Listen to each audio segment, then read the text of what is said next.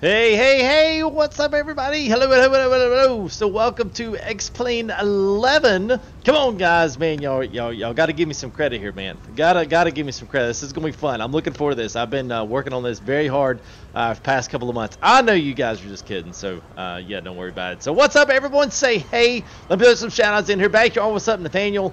How are you, man? Brian, DMC Squad. Hello, hello, hello. Gamer Android. Actually, it is both an Android. It actually is both. It's PC and Android iPhone. So they've got both. What's up? Is that Rogelio? Hello, Anthony. What's up, man? Cole, what's up? Yo, yo, yo. Saw Northern Vic Farmer. What's up? Gary and John, good sponsors there. J. Paul, good to see you guys as well. Who else we got there? DMC Squad. Hello, hello. John Sweet. There you are, man. Good to see you, man. Zach Hall. I think I got you Nissans in there for the win. What's up? Zeke, how are you? I was just scrolling back, make sure. Walter, what's up, man? Kurt, how are you? Unknowable Force, I saw you guys are up there. Had a good time hanging out with John there a little bit before as well with our resident Nightbot in there. So what's up, man? Rogelio, Joseph Jones, what's up, man? How are you? Chance, what's up? How are you? Free Jigs on FTG, Flight 111. There you go. What's up, Aiden? How are you, man? How are you? Kicks down the door. Hello, everybody. What's up? J. Paul, finishing your drink at the bar. Cheers, my friend. Fingerboards. What's up? Dean Tackett. And let's play the game fast, please. It's not a game, first off, and we're going to plan and do at least, you know, we're going to do at least our thing. So let me set up here because we got a lot of my guys here have not seen X-Plane, have not seen all the flight sim stuff. That's quite okay, Aiden. So I tell you what, and especially here, chat, just especially right here at the beginning, I'll set everything up. Then we're going to try to make it through planning as quick. I just want to catch some of the guys that have no idea what's going on. I want to be able to catch them up in a way that's understandable. It wouldn't be an FTG stream if we didn't have a ton of stuff going on. So what's up there, Optic? How are you, man? It's good to see you as always. Good to see you. What's up, Dean? Well, hang around with us, man. See what you think. Maybe I can earn your subscription today. And also we had Richard Wagner and Andre also. I'm not sure if those guys are in as well, but they subbed right before we got started. So, woo, welcome to those guys. Okay, so we've got Fly Live is running live with us. So, ETA's Time to Goes and that big gray strip across the top there, progress bar, will illuminate blue as we progress through. Oh, and thank you, buddy. Thank you for the buck. Appreciate it, man. It's always nice to tip right off there off the start, man. So thank you. Appreciate that. What's up, Snowy? How are you? Is that Mafocious? Looking forward to X-Plane. Oh, I am too. I am looking. I can't wait to show you the pedestal base. We'll run through that real quick here. But okay, starting up here, flight dispatch. ETA, estimated time of arrival. TTG is time to go, which is how much longer our flight is going to last in minutes. So you guys will. Oh, you got that with Gold Rush. Okay, well, good deal, man. Sweet. And then our distance to go is our DTG, which is our distance in nautical miles. And then that big gray strip is our progress bar, so that will illuminate blue as we get done. So there won't be anybody saying how much longer. You'll have minutes, you'll have time, and you'll have a visual progress bar. There's a Twitter handle at Full Tilt, and our call sign for today, we're going to be taking off as American Airlines 2040. I don't know where 2040 came. It's just something I picked up here with FTG. I have no idea where that came from.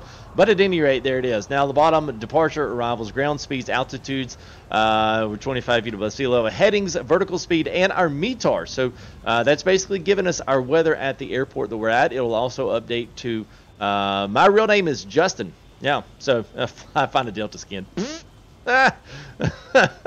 So METAR there is departure and arrivals there.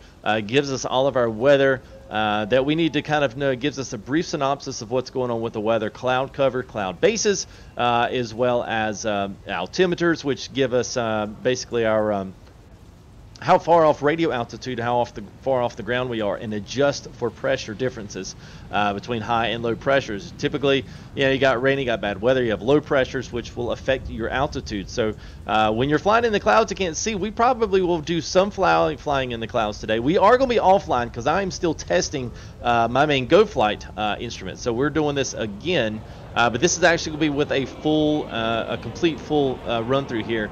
And I'm seeing where, yeah, so there we go. So there's the GoFlight, there's the pedestal base as well. So I said that in the thing. So I'm going to try to get as much as we can and get closer in on it once we've got autopilot.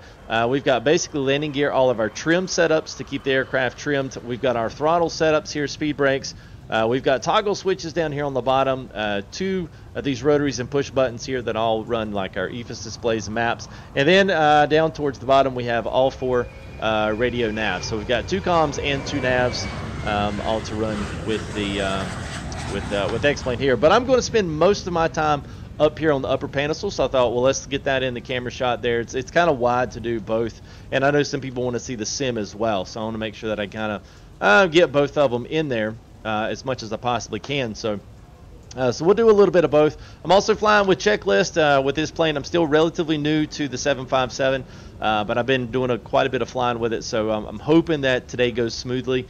You never know, sometimes X-Plane is a little bit dicey here and there. But with all that being said, let's go ahead and let's close off our audio here, and we'll have this in. So where did I get this? So GoFlight Inc. GoFlightInc.com is where I get most of all these controls. I've got them now programmed, so all this has to be custom programmed in X-Plane. It wasn't an easy task, but I got this in the summer, so now I really didn't get really hardcore into trying to learn how to program this thing until about November this year. So it's been a, I don't know, well, I mean, what, 4-month deal. So I'm learning little bit by little bit, and I'm going off some other guys that have done that. So when's X-Plane coming to console? Yeah, Ron. Oh, triggered, man, triggered. All right, okay. So let's do this. We're going to go through and look at the planet, and we'll kind of show you a brief synopsis of how we get from start to finish. I'm not going to spend too much time. I'm going to talk fast, but I want to try to catch you guys that have no idea what's going on. I want you guys to kind of say, when I run and say some of these things, I want y'all to be able to say, oh, okay, well, I kind of have a clue what he's talking about, and not just completely just let off in left field. I don't want to do that to you. You know, because I got a lot of guys that are trucking, Gold Rush, you know, you're not used to flight sim. So I appreciate a lot of you guys coming in and checking this out as well. So give it a chance. Once we get through, get to flying, and you get to, you know, feel the immersion of just being there in the plane and stuff, you know, give it a shot. Give it a shot. Like I say, man, just give another game, you know, give it some time and see what you think. Who knows, you know, maybe next time, you know, you'll be downloading this and downloading the demo, see if you can run it on your computer. So we're going to go ahead right now, though. We're going to go ahead and hop in the cockpit here. We've got a little bit of, I'll probably have to adjust the sounds here. So if you feel like it's way too loud, let me know. I can adjust that with a simple one, too. So I wanted to kind of start in the early morning here and then fly out as daytime. So we're in the morning going to start. So it's going to start a little bit darker so we can see everything lit up, and then it'll be nice and pretty. So all right, so I've got some hotkeys set up here, so let me run, yep, so there's that, perfect. All right, so SimBrief is where we do most of our flight planning, so if you're kind of zooming in, if you can see that, I hope you can, if not, I'll try to make it a little better, I don't know. But anyway, we got our airline here. We're departing San Francisco and arriving at LAX, and it's just a simple West Coast flight. This is kind of a typical favorite or a non-favorite of most of the X-Plane flight sim community, so don't hate me for doing the standard SFO to LAX, but I know how it is and I know how it works, and it's a good test flight because, you know, it's pretty simple to get in from one out to the other. Ontario International is our alternate date. January departing. We'll be a little bit behind schedule here. So we're in the 752s. The flight factor 757-200. 200 is just the engine variant. 757, 737, 747, all that good stuff. Time en route's about an hour and a half, and we're going to be carrying an extra 30 minutes worth of fuel. So we'll have 2 hours is what we should be reading on our fuel rate. And I may even carry a little bit more, maybe say 45. Hey, what's up there, Obaid? How are you, man? Dimitri, what's up, man? Gamer Dad, what's up? Going good. How's everyone? Good, man. Hope you're doing well. And I see you, Mr. Shrek in there. So what's up, Shrekky? Cargo is 2,000 pounds. So cargo passengers, SimBrief already includes for your passengers inside 757, I believe, which is about 220 pounds per passenger. That's with luggage and clothing and all the other stuff. Zero fuel weight's a little bit low. And then, so yeah, captain, pilot, yeah, extra fuel, so 1,000. Altitude 31. Yeah, Pinto. I didn't know if I was going to run through that yet because doing the oh yeah, I forgot to show this. Yeah, so doing the full console, man, and then doing that online too. I was a little bit worried about because I'm doing finally a final online test of all this. So yeah, well, we'll see how this could be completely nasty, but we'll find out. So we're going to take off Ermin 1. I actually like the Sadie 8 because it's a good generic. We may get into LA and it may be totally different than what we get here. So SAE-88 is a good generic to get you in both north and south ops for, well, I guess it could set you up east and west ops for LAX. So we'll look at our charts too. I've got charts that I can pull up here as well, and you guys can kind of see what I'm looking at and how we're going to plan this, go through the flight management computer. So we'll analyze that route there. Session expired. Yeah, okay, yeah. Let's click to activate it again. There we go. So Westla's 3, eBay, Avenal, and the SAE-88. Those are just rivals in. So bottlenecks out and bottlenecks back into airports. That's how it works. Then it sucks you down the straw and then spits you back out the other side. Nick, what's up, man? K. Gary, woo! What's up, man? How are you? Gamer for Life 2100. Hey, how are you, man? Hope you're doing good. Absolutely, Chris. Absolutely, man. We'll do some more flights with this thing, dude. I'd be honored to do a flight with you. Chris is one of those guys. He's on one of those guys on FSX. So, maybe we can bring him over to the dark side of the Force. So anyway, I'm just kidding, Chris. But Vassiv's pretty cool. Thank you there, Nick. Appreciate it. Appreciate that. But we got our route. Now, the other thing is, too, that you can do with SimBrief is you can check out all your winds aloft. Check out everything, depending on what. Now, pretty much everything is running south to north. So we're going to have pretty much a headwinds all the way. So it's probably going to be a fairly bumpy ride. But you can kind of tell as we get down here that things, at least on the surface anyway, are going to be going with us. So I don't know exactly what we'll be landing in, whether or not we come in over the ocean. We'll just have to see. We won't really get an arrival in until we get later on down there. So I guess with that saying, I think I've got everything. And I don't really want to go too deep into this, but I'm just going to minimize this one, and then we'll pull this off to the side because I'll probably need that just to do basic on the light stuff. Let's go ahead right quick while we're at it. Let's go ahead and pull up our charts here. Now, chart-wise, you got, whoops, not what I wanted. There we go. So we got a basic San Francisco chart. Now, I've got all the everything else is pretty much already set. So we've got, this is, nope, that's the wrong one. Let's pull up the right one. So we need the Westla. There it is. And we'll click that one away. There we go. So Westla 3 RNAV, that's what we want. So let's go and make these a little bit bigger. There we go. So we'll get into this as we get ready to take off on this, and it's pretty simple.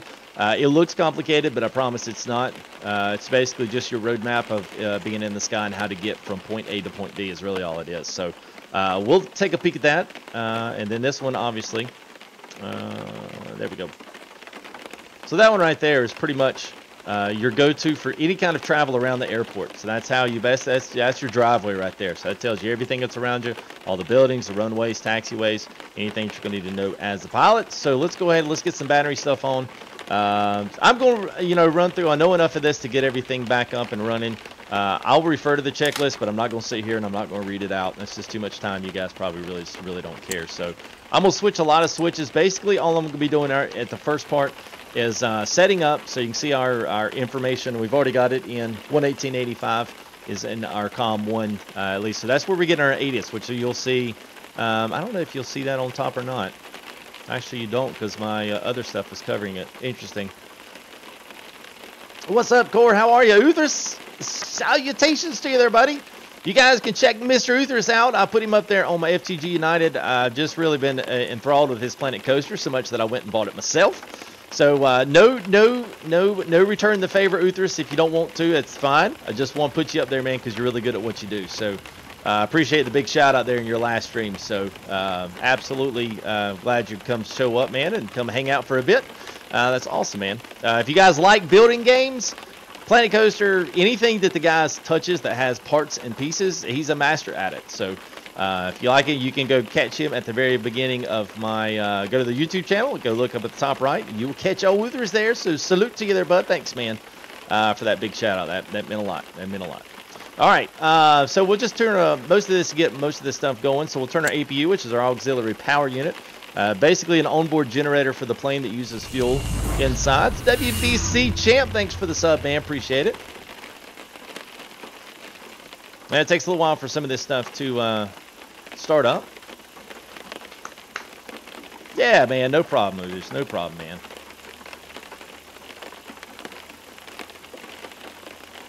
Yeah. Why you don't download the scenery? I do. Now, I don't know San Francisco. I don't know if this is the San Francisco I believe I got from Mr. X and all of his city scenery, and also for LA. So I do have those in, Dimitri. But I think this was his first Lego block system that he did for San Fran. So it's legit San Fran. Yeah, this plate will make you want to start up X-Plane. So we'll go ahead and turn our bus ties on, and APU's running now. So we'll go ahead and hit that APU generator. Things should start coming to life here. Now, I will say, too, all the sounds in here, at least when the engine fires up, a lot of the hydraulic sounds are all my own. So yeah, so don't ask if you can have them. I don't have a way to really divvy them out for anybody. If anybody's like, hey, that doesn't sound like my 757, well, it's because I don't. Be interesting to see you play Planet Coaster. I tried, and honestly, man, I was just like, almost going to but the computer monitor was, and I was going to throw the controller through it. All right, so we're going to set up the IRS, which is pretty much your aligning system. So we're essentially going to line up our GPS to the plane now. This one does, it does have somewhat of a simpler option. I'm not going to go into all this. It's just, so basically what we're going to do is initiate our position, give ourselves a reference airport, which is KSFO, is our signature here for San Francisco. And then we'll add that in, and then we'll bring that down and put that into our IRS position. So think of the IRS basically as it's your alignment system. It's a 3-stage alignment system, and we'll pull that all in. So once this goes, it'll have a couple of minutes, and you can actually monitor the minutes on here, I believe. Let's see if it's on here. Yeah, so in 2 minutes, it'll be 2 minutes. It'll be done. Hey, Def, what's up, man? Absolutely, Nick. Hey, what's up, Ghost? How are you, man? Jason, what's up, man? In the hell. All right, so there you go. So all our stuff pulled in as well. So we're good to go there. All right, so there is where things get kind of nice. So what we're going to do is load our plane up, passenger-wise, and all that other stuff. Because I'm going to refer back to everything I had. So 110 passengers. So we got our gate configuration in. We'll open up our door. So how many passengers do we say? 110. And then cargo weight was 2,000 pounds, I think. And then I think fuel weight, I don't remember. Let's see. Let me generate my generate my flight plan here. Is it raining? Yes, it is raining. Hey, what's up, Jason? How are you, man? Gaming with LA. Sup? How are you, man? Do you have to de-ice your place? Yes, you do have to do de-icing. Also, if you do go through the clouds and it is freezing, it will freeze to your plane, and you will drop like a rock out of the sky, man. It's pretty realistic. It sounds good, and it's got working wipers, and we've got full de-icing stuff. Now, I will say this, though. They don't have the truck, at least to what I can tell. The truck does not come out and meet you. So, okay. All right. So I'm just checking here to make sure our fuel. So you can also go back to the weight and balance here. So we've got fuel. What's it got for? That shouldn't be that way. All right. I'm going to try putting it in here first, and then we'll see what happens. Just going to put in 30 optimized fuel. Let's just see what happens here if we need to touch. So we'll load this up. Oh, did I miss? Hey, what's up, your boy John? How are you, man? Kane Saunders, what's up, man? Hope you guys are doing well. Playing for snakes. The Beast 420. What's up, man? Hope you guys are doing well. Absolutely. Thank you there, Gary. So we got our Twitter handle up there at Full Tilt. We're just loading the plane now, and I think that has. I think that is done. Let's just look. Usually we can see once we clear this out of the way.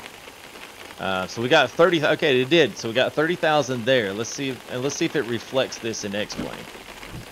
Okay, it does. 30,000. Okay.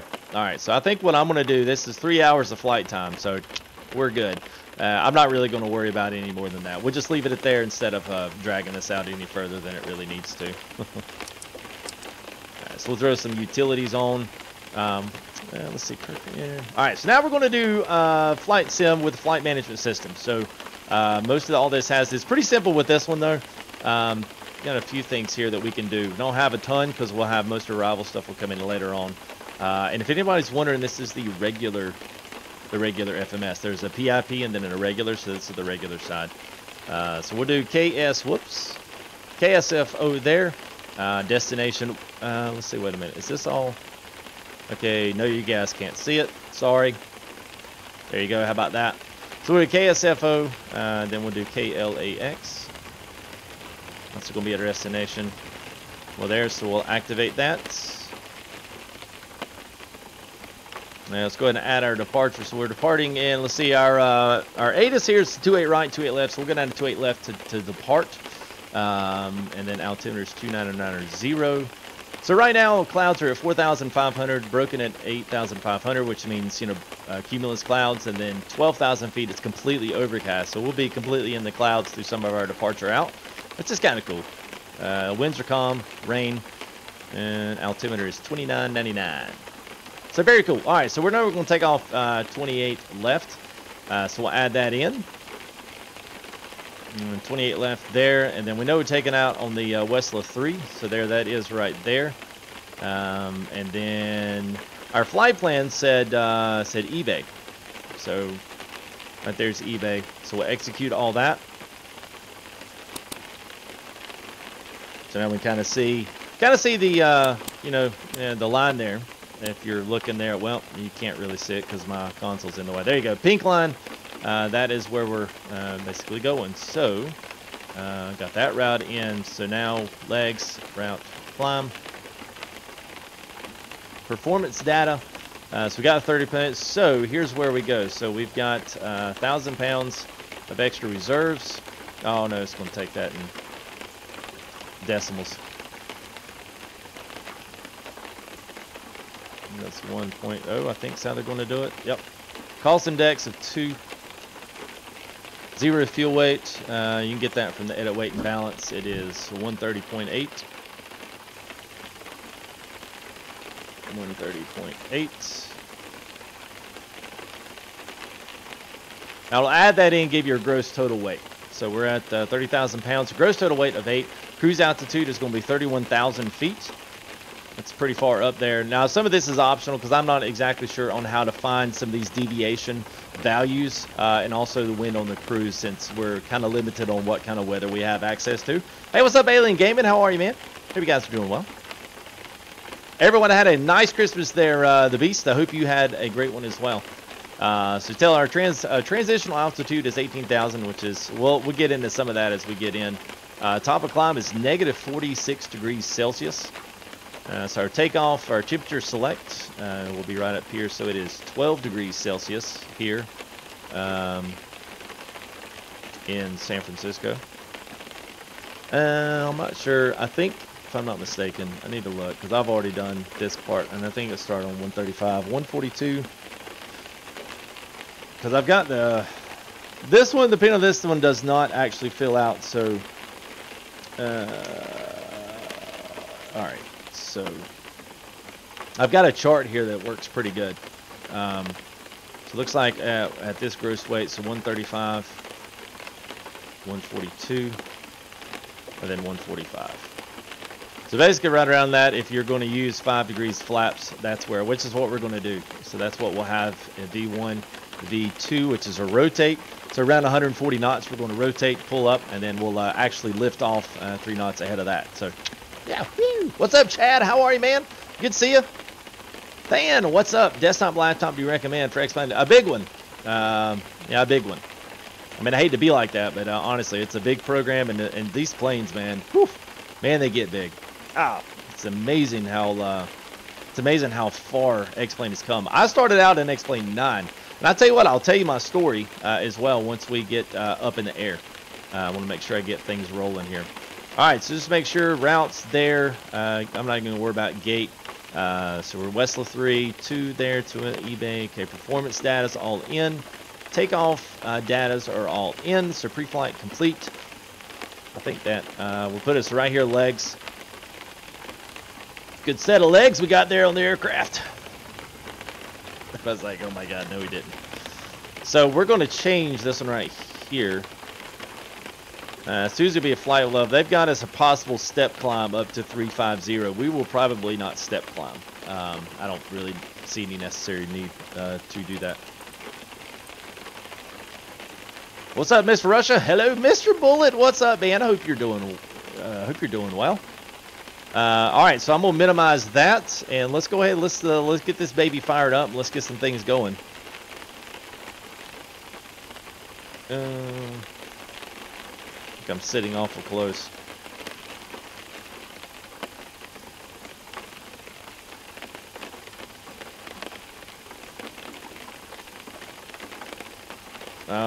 Wait a minute. Okay, I think that's it. There we go. I had my views already set up and now I messed them up. Okay. Alright, so we've got pretty much all of our switches here set up to our lights and a couple to our fuel as well. So we'll go ahead and cut some things on. We're going to get some things like our lights going on, position lights, and our logo lights. So all that stuff will be active here. Other than that, everything up here on the top, we've got wipers, we've got auto brakes, levers are set up here, and we've also got dome light controls. So dome lights, and then panel lights, glare shield lights, all that stuff is there as well. So what's up there, Gabe and Mom? So we'll turn on all our fuel pumps, get those rocking and rolling. We've got some in the center tank as well, so we'll go ahead and turn all your pumps on. Center tank will drain first, and then after that, it'll take your left and right pumps. Fuel pumps are right here. So APU's on, so we're going to go ahead and bleed this, and let's get a little bit of heat while we double check everything else. Miller Inc., what's up, pal? We're going to get a lot of this already set to get it set up here to auto. I don't ever worry with this. Just set it to auto and be done. And we got some window heat here, so this will give us window heats there to left and front sides. I'd say your windows aren't so cold. Yeah, long time, man. It's good to see you, man. Good to see everybody here tonight, man. I'm glad y'all were come check out a little bit of X-Plane. That's cool. I hope you enjoy it. You know, let me know. I love it. I'll continue to stream it no matter what you guys say. It really don't matter. I don't know why I say that. It doesn't really matter. All right, so first things off. Now, this is the biggest thing, is this one right here. Make sure you remember to close your door. I did that earlier, and I was flying through there with my door open, and it actually makes a difference. So we'll pull that away and turn the great config fuel truck, take it away because everything's plane is loaded. So as far as that, real limits, everything will be observed. Yes, this is all done for you. Even set your foot on the plane there, Nissans. So we're just now getting started. So I guess at this point we're pretty much ready to go. We're going to have our bleed all set up, so we'll go ahead and push back, get us turned around. We'll look at the outside, and then I'll have to start from inside. I've not bought the X camera yet and registered it, so I'll have to do that before I can show the outsides and all the cool views there. So I think we're good.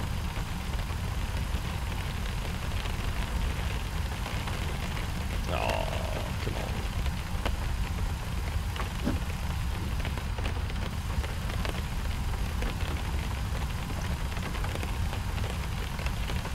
Now, sometimes this thing locks up on me. There it goes. Alright. Like you gotta let it catch up. Alright, so we'll go ahead and call our pushback truck.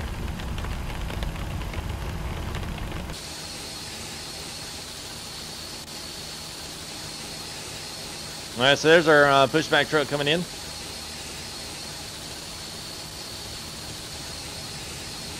Need wipers on? Yeah, we'll get the wipers on. What's up, Greybock? How are you, man? So these are actually controlled with the throttles. So your throttle's up, control the speed of your pushback, which is kind of weird, but it is what it is.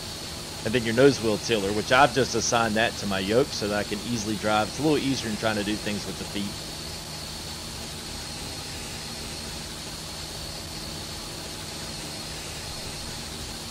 Oh, well, thank you there, Miller. Appreciate it, man. Oh, well, thank you, man. Appreciate it. Yeah. I know, man. I understand. I wish that someday I could get it started a little bit early. Doesn't always happen, but I certainly try. All right. It's interesting that X-Plane says one thing on the altimeter, but this one says something else. All right, so this right here is going to be right at our taxiway we need to go. So we're going to go ahead and back all the way straight back. Push it way back, yeah. I'm going to change that outside APU sound. That is completely wretched to sit there and listen to. Oh, what do you know? They actually work. That's incredible. All right, so we'll go ahead and call our pushback and lock our parking brakes in.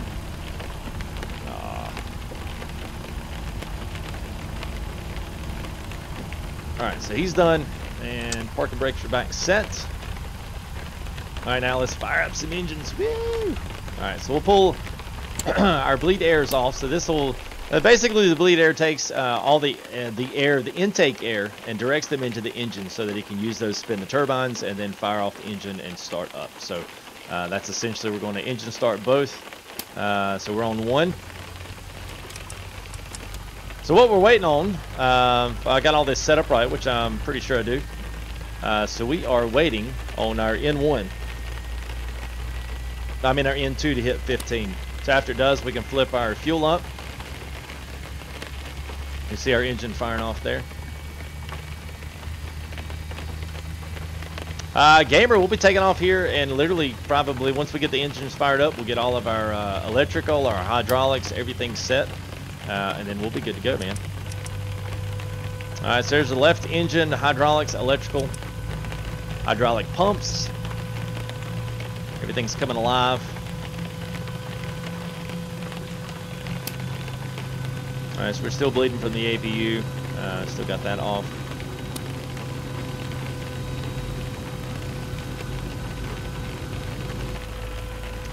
Yes, they do have APU. They also got ground power units and then the auxiliary there on the actual plane. Probably to do next of half of what we did, we would actually probably just go ahead and utilize the regular GPU ground power unit. All right. I'm liking it. Everything's working so far.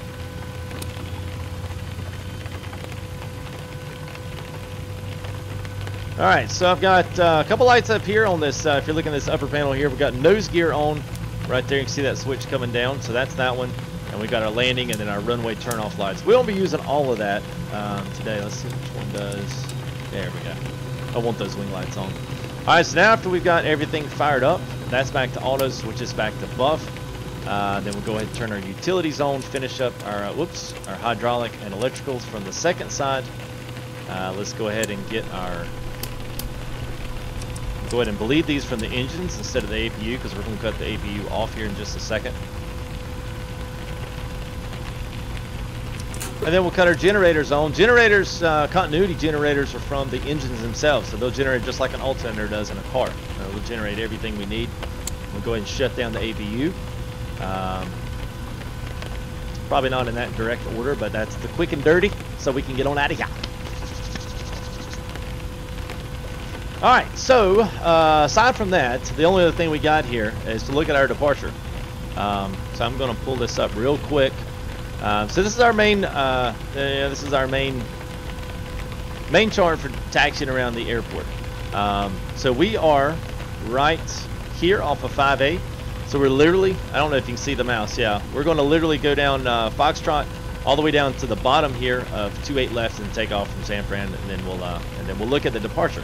So it's going to be easy taxi route. It's not going to be long, so that way we can keep it action-packed as possible. And then I'll look at our, let's pull this back up, and we'll look at our departure. So pretty much a departure is a reverse. It's pretty much a reverse bottleneck is your departure out. So think of it as you got the same straw. The straw comes out of the thing, and then it just spews out everywhere. So think of it, you got just think of you got a mouthful of Coke and you just blew it through a straw. That's essentially what you're doing. So you're putting everything in one bottleneck and then spewing it out in the side, and then everything can go each way direction. They're different departures for different directions, but this is basically where we're going to sew it to Westla. So max 230 knots at 2,000. So you got to be above 2,000 feet and at 2:30. So what we're going to do is we're going to cut our flight director switches on up here, and then our auto throttle arm, and then we're going to run this up. We're going to run this up to 200, actually 190 at first, and then we'll speed up to 230. And then our heading, we'll get to that later. And our initial altitude out is going to be, I think we'll set it at 9,000, and then we'll up it from there. But that gets us pretty much over to Porty off the San Francisco side. And then from there, we'll go Susie and then eBay. So we're going to shoot the center of this right here. So it's pretty simple. I mean, you just basically got a left turn.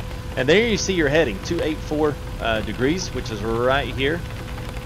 So we'll go ahead and enter up 240 here in our MCP Pro.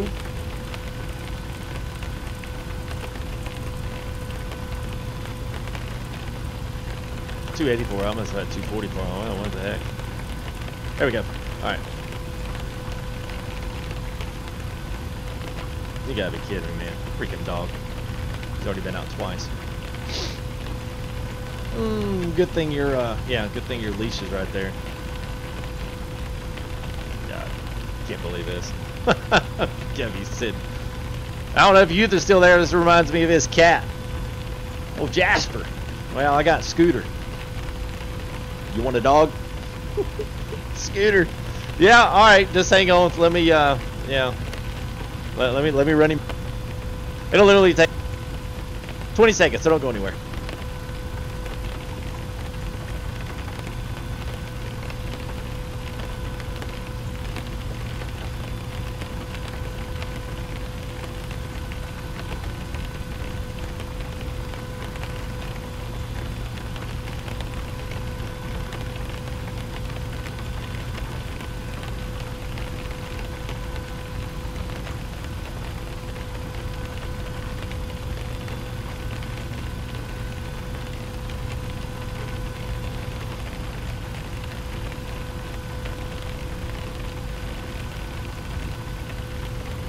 All right, there we go.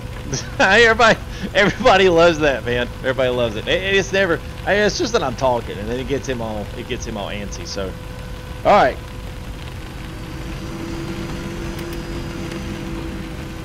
All right. So I'm gonna back this up just a little bit. All right. So from this point, I guess y'all are good. So let's go ahead and do this. Hopefully, all my stuff. Now, one thing to note.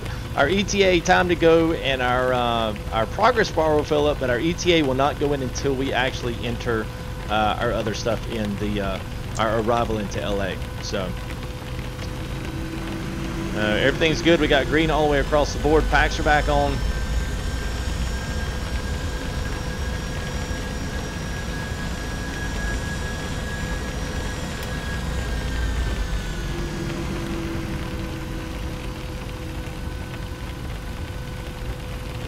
And let's see. Oh, wait a minute. It says, oh yeah, I forgot we got that mess to deal with. Okay, yeah, we can go this way. All right. Oh, it was. Especially YouTube. Yeah, that's right, man. That's right, dude. That is right. The skater had to let it out. Yeah. We had to purge the system. Alright, so let's see. That was pre-flight. I do try to do checklists. I don't know. I'm not always the greatest at them. I'm not gonna lie, man. Checklists are for amateurs. Yeah, we're already past that one. Let's see where else we go. After start, before taxi. Approaching. Yeah. 0, 1 left. We're there already. Taxi procedures. Yeah, we're doing that already. So I think we're good there. Yes, Graybog, there are failures. It could be fire. That's just actually all the mist from the rain on the runway.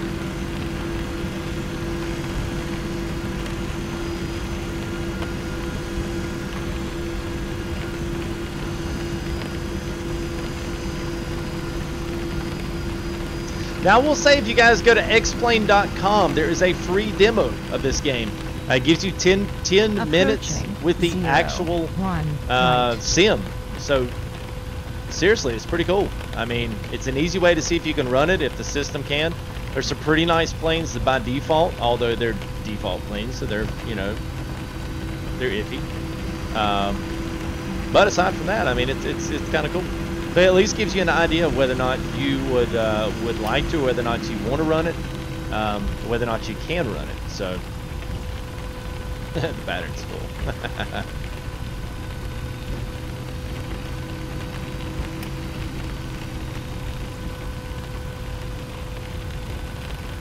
Alright, so we'll do a little yeah, it's not bad. I mean, it's, you know, it's water off the thing. It's not too bad. You can't land flying games. Oh yeah, by the way, so yeah, I think there we go. So you guys can see I've got SATEC controls down here, and then you guys can see everything else. You got a question about anything? When we get to the cruise, and I know about how long our regular, you know, departure is going to be. Or at least our arrival into it. Ask me anything. Let's talk flying. Let's talk anything you want to. It's a good chance. I mean, there's some things that I can explain, some things we can look at. If you got questions, please feel free to throw them out there. I want this to be as informationally entertaining as possible, if that's a thing. Maybe. I guess it is. We'll see. I do not own a plane. I was a real-life pilot for a while. I always tell people I'll get into my actual story. I'll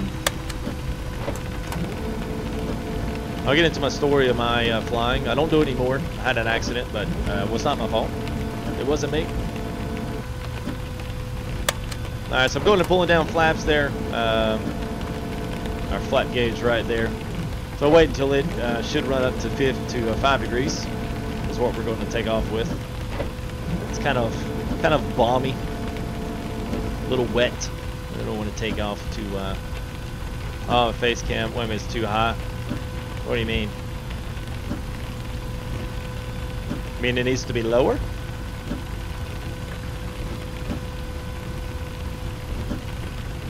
No, I didn't pull an F. Someone else pulled a major FTG. Yeah, investments in life insurance. Yeah, the only investment would be whether or not I throw something through the monitor here. That would be the only thing. Navy planes and fly jets off boats. It does. There's Zach. It does have some carrier options. Although I will say this, X-Plane is not a combat sim, so don't get it thinking, oh, it's combat where you can fly jet fighters. There's some pretty freaking cool ones, but still the claim to fame for X-Plane is its operations between the actual commercial aviation and also the regulars, you know, just your regular stuff. So I'll go ahead and turn these off because after a while all this is going to be flying down. So we got our nose gear on. Just make sure we got one last before takeoff. Flaps, yes. Set and landing control check, yes. Speed brakes down, not armed, correct. Anti-ice as required. I'm gonna go ahead and flip on wing because I know up until 12,000 we got it. So we'll put our wing and engine as well, because we're probably gonna need those. And we should have lights on all those. There we go. And I got lights on mine as well. So I got all our wing, our window heat. Everything's there. Packs are on. APU's off. Bus ties, utilities, hydraulics, engines, everything's a go. Complete and prepared. Cabin notification, yada, yada, yada. Sure, we're taking off. Get ready, sit down, strap on. We're going for a ride. FMC radios. Yes, yes, yes. Thrust, MCP, check, check, and more check. Let's roll. I'm excited.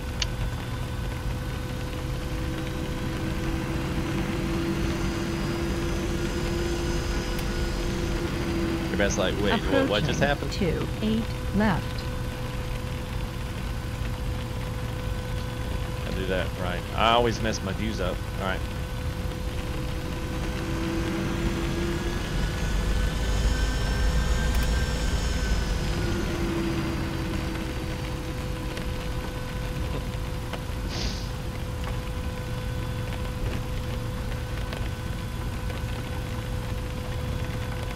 On runway 28 left.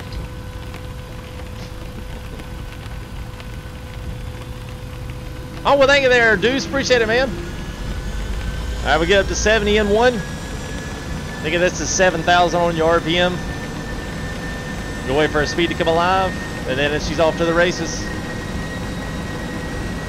Airspeed's alive. Here we go.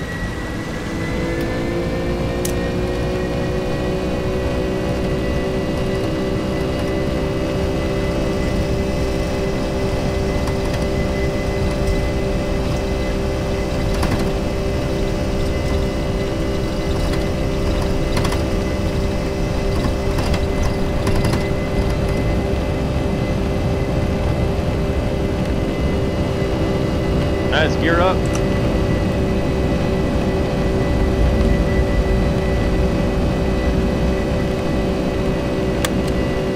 Alright, so one level of flat there.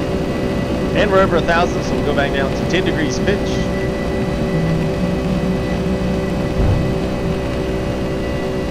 We'll pull back to a climb thrust, keep from overheating the engines. There goes 2.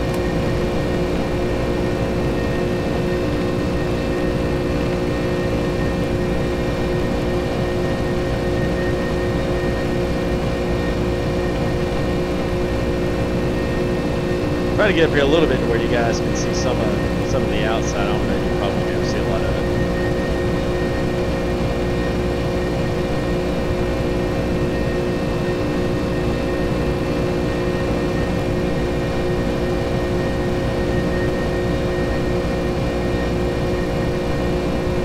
Yeah, but still hand flying, still haven't done anything.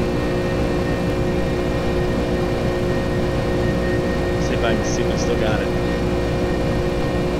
Yeah, I think they're just dark clouds. I've got some really good looking clouds. Sometimes they're dark. Just because they're dark doesn't mean that anything's, you know, like. Here we are in the soup. Alright, there's Wesley, so we'll start making our turn. Now basically at this point I'm just flying by the instruments. There's in between the cloud layers, so we'll bank over 20 degrees to the left. Got to stay below 250 knots, at least with under 10,000 feet. I'll go ahead and get set up here.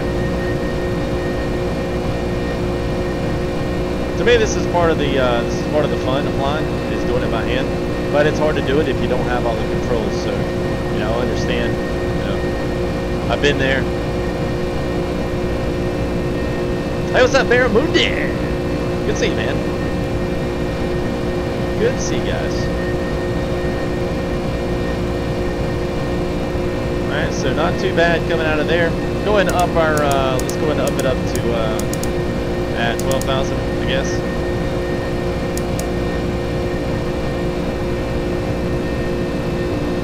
There's Westla, and then we're direct 40.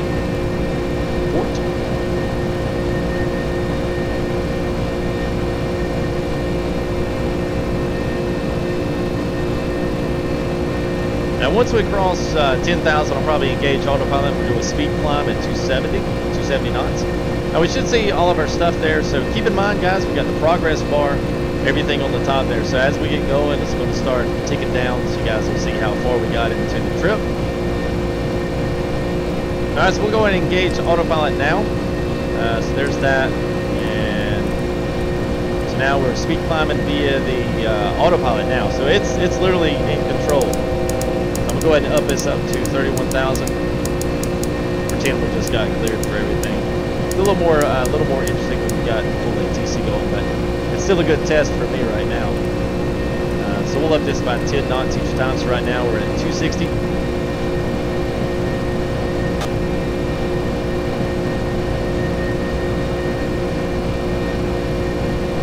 Go to the beach.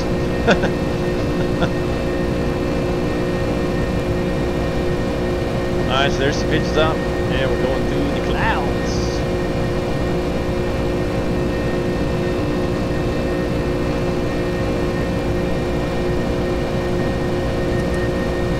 Alright, so now at this point, it's going to follow our line that we set up, at least it should.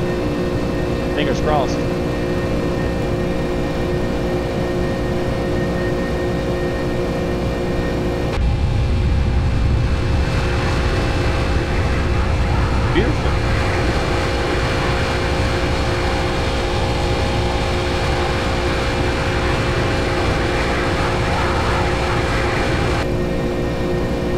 Beautiful plane, love it. What's the fighter Escort?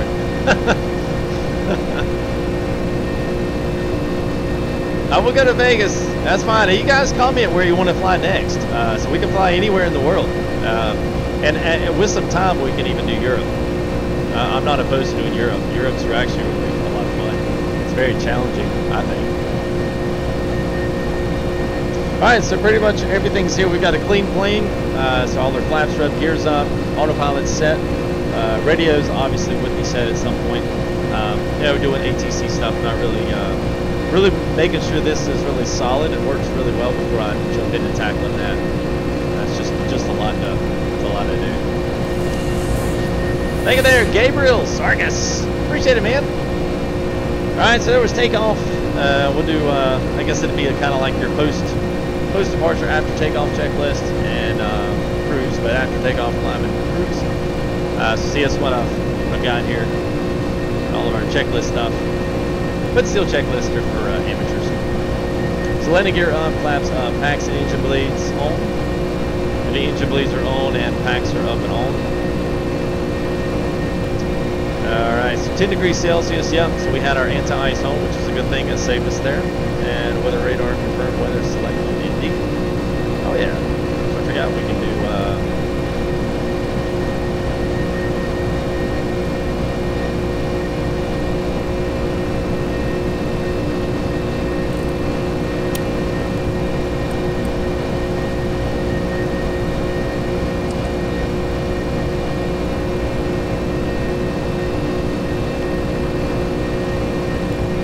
oh, Anchorage to, what's PAG-JN? What's Anchorage? Altimeter set. Alright, so right now we've passed through 18,000. So once you pass through 18,000, you're going to go back down to 29902. That way everybody in the sky has the same altimeter reading, which you can find in the aircraft right there.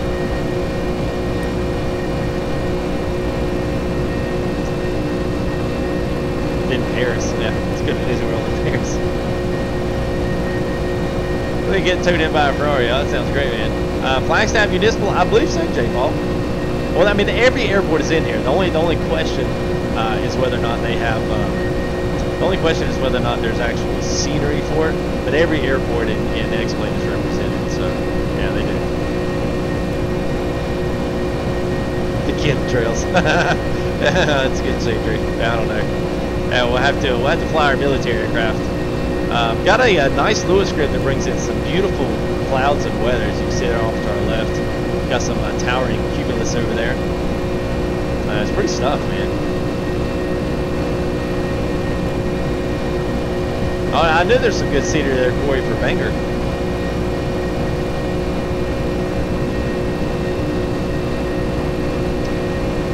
All right, so let's pull up our flying computer here now. That tells 75 nautical miles to Susie, and then eBay is 52 past that. It's cool, everything's working. Good. Yay! Woo! Greensboro. Hey, you know, I flew out of Hickory. Was where I did all my flight training at, Steve. It's Hickory. Hickory, North Carolina. Oh, nice, J-Ball.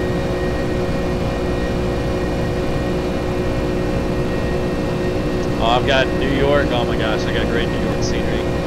Newark, there was weather updates. I think weather updates every 5 minutes in here. I'm not sure what AS Next is. Or AS is that extension with X-Plane? I'm not sure what that is.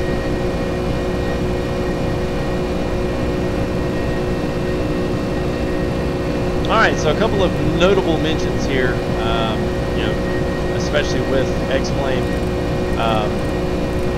A couple different options, you know, when it comes to how you fly. Most planes do a 270 speed climb, and they say a speed climb because what it does is it keeps the aircraft at the same. I feel like I'm screaming, man. Is my mic coming through over the audio? Let me know. I think it is. Chicago.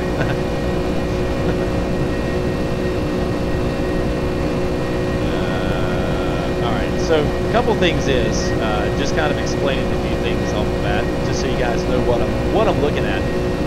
Our speed is right here, and it's 270 knots, also doubled in right here as an analog instrument. So I'm doing a 270 speed climb. Most of them are 270 or 280. And when I say speed climb, it means I'm climbing by a speed. As you can see, my pitch of my aircraft keeps going up and down. And as you go up, the plane gets slower.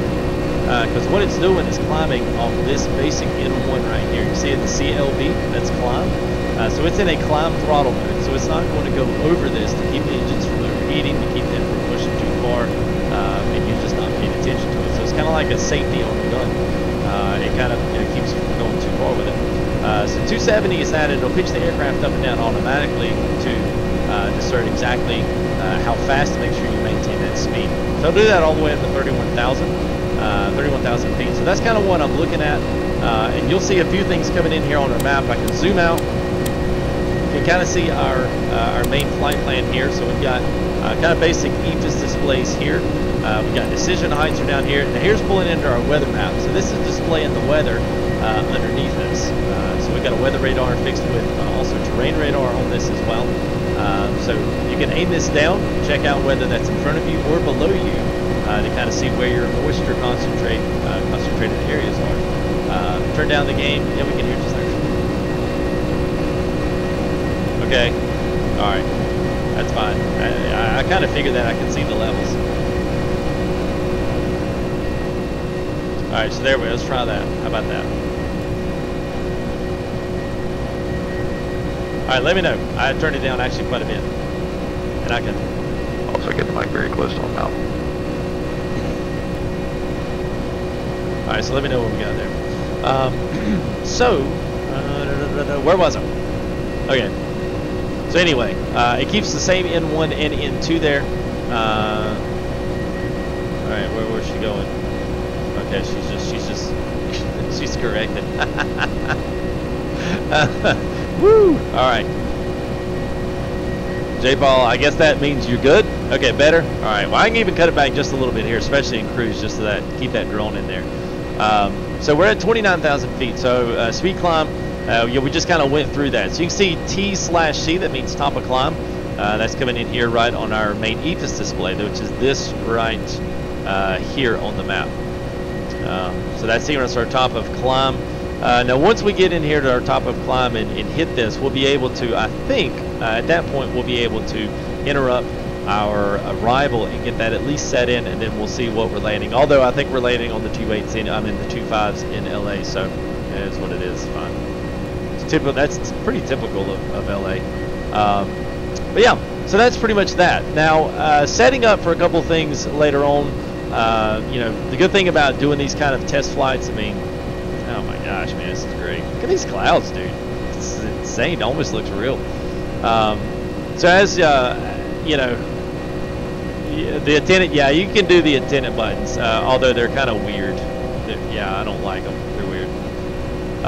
So let's see, make sure. So we're fixing it. So 30,300. So that was our alarm to let you know that it was 1,000 feet to go. And then we'll get into our cruise. The cruise, the throttles will back off, and everything's pretty smooth sailing there at 31,000 feet. Our Mach sits 0.72, so that's not really all that fast, but for the altitude it kind of is. So you should see some things switch here. We went over to speed mode, came in, so that's good. That worked like it was supposed to.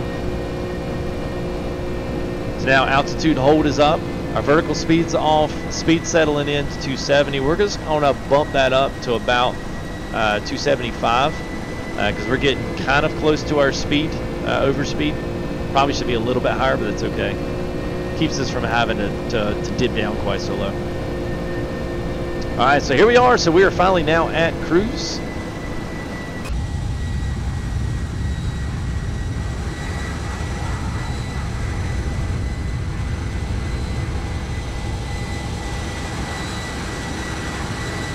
Love it, man. It's good stuff. Love it. Yeah. Whoop, whoop. Terrain, hold up. All right, so gear's already locked. I got that set automatic in this plane just so I forget it. But yes, it is locked there, and we're pretty much good to go. So ask me anything. You know, serious questions if you got them. I'm all up to answer whatever I can. We've got a few minutes here. I'm just going to probably, let's see if our arrivals can be entered in yet. Oh yeah, they're good. Awesome, awesome, awesome. I'm going to go ahead and plan. I'm just going to go ahead and put the ILS-25 right, because I know that's what we were planning on anyway. And then we'll plan on this 88. I've got a few things I want to do on this as well. See if our VNAV can take over. I'm not sure if it will or not. and then the Circus transition. So let's execute all that.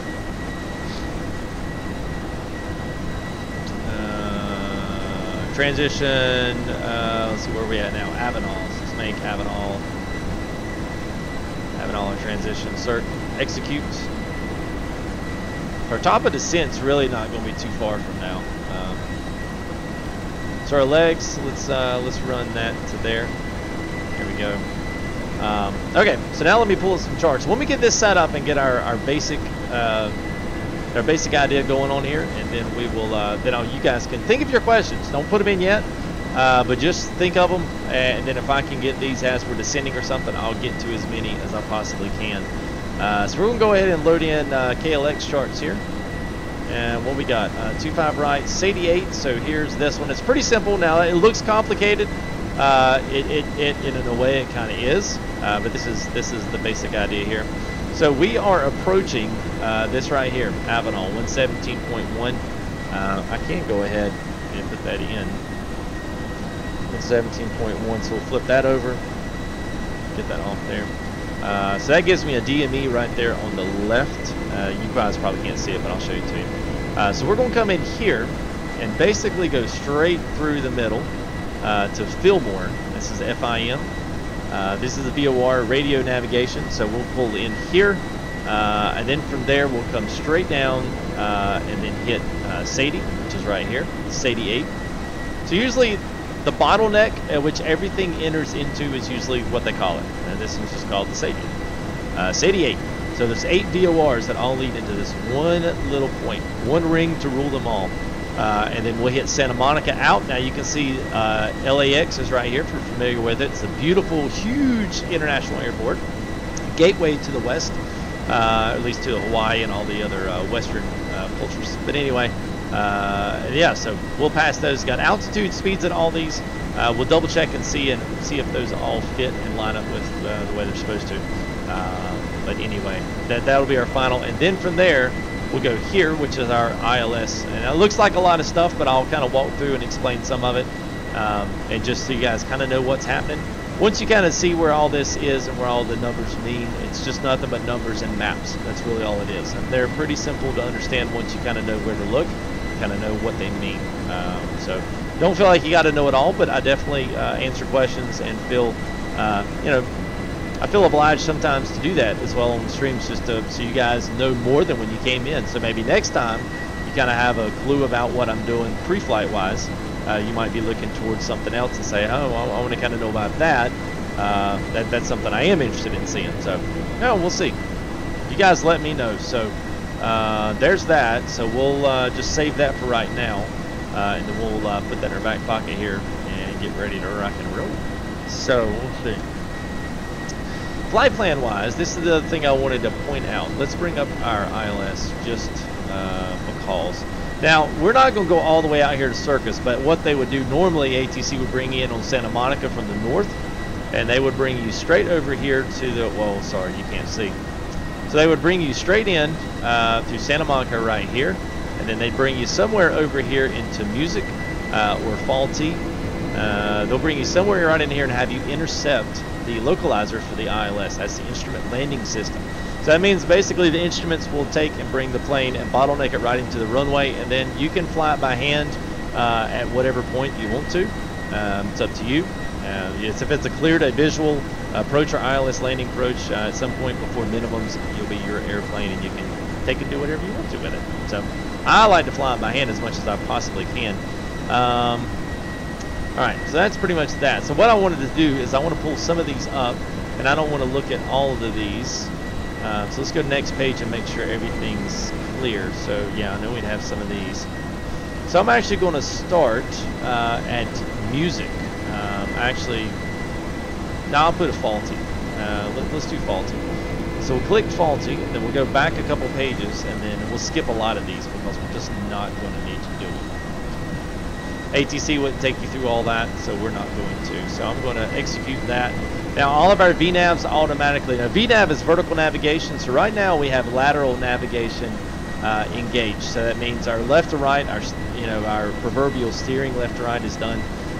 controlled by the computer. At some point, we can engage the vertical navigation, and that controls our heights up and down. So we can do that at some point. Once we start getting down and get descending, we can activate that, and then at least by itself, the computer will descend us and everything. But it also will let us know when we're supposed to do that as well. All right, so I'm gonna turn the radar weather off right now, and as you can see, I think you can see. No, you can't. I'm gonna get better at doing that. Sorry. I need one more screen to display all this flight info. You can see right here, I think, yeah, you see that top of descent?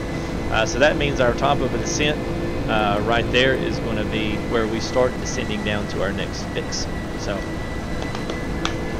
other than that, I'm trying to think if there's anything else I'm missing. I feel like there probably will be once we get going. Yeah, we may, yeah, there'll be a few things I missed there. That's okay. And see, now that we've got, so we see our, you can now see our flight data has all updated. So now it's got our arrival airport down there, so altimeters, this is all real time. This is not just necessarily sim, but it is updating from the sim. It's just updating faster than the sim updates. So it's still got us in a departure on the San Francisco. Now once we cross over and start descending and get closer to LA, it'll update that as well. And the same, so 15:08 is going to be our landing time. That's Zulu, that's 5 hours ahead. So so we got 25 more minutes to go. That seems like that's way off. Sorry, this is bugging me. There we go. There's a little OCD kicked in right here.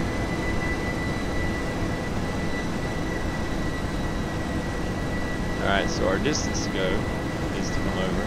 That needs to come over. I'm not used to seeing all these numbers active. I've just kind of put them up there and took a wild guess.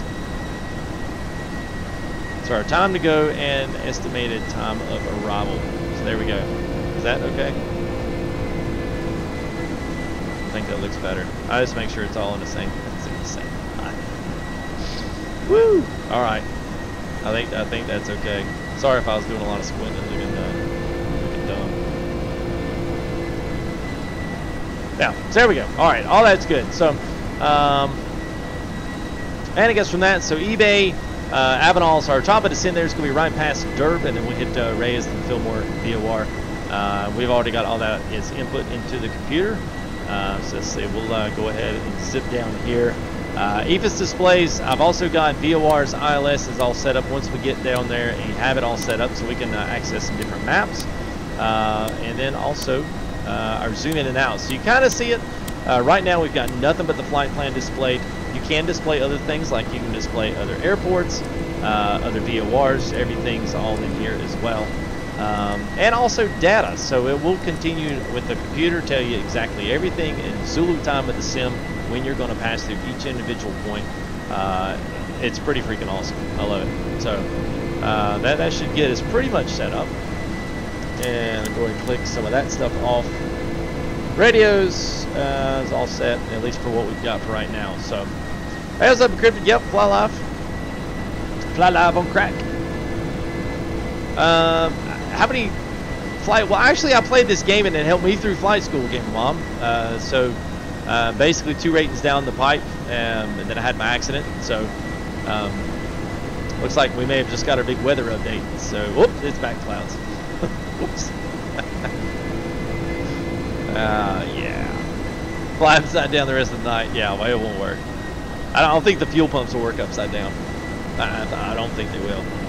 Pretty serious. Not pretty serious. I'm pretty sure they won't, actually.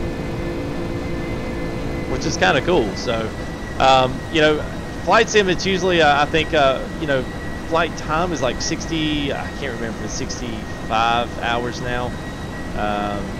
I want to say if you're doing, depending on if you're doing a school, ground school, it takes a while. It took me, I think, 3.5 months to get mine. It took me about, I'd say about $6,000 to do it. Usually it costs about 10 and usually takes anywhere from 6 to 12, but I will say this, it was 10 times faster because of X-Plane.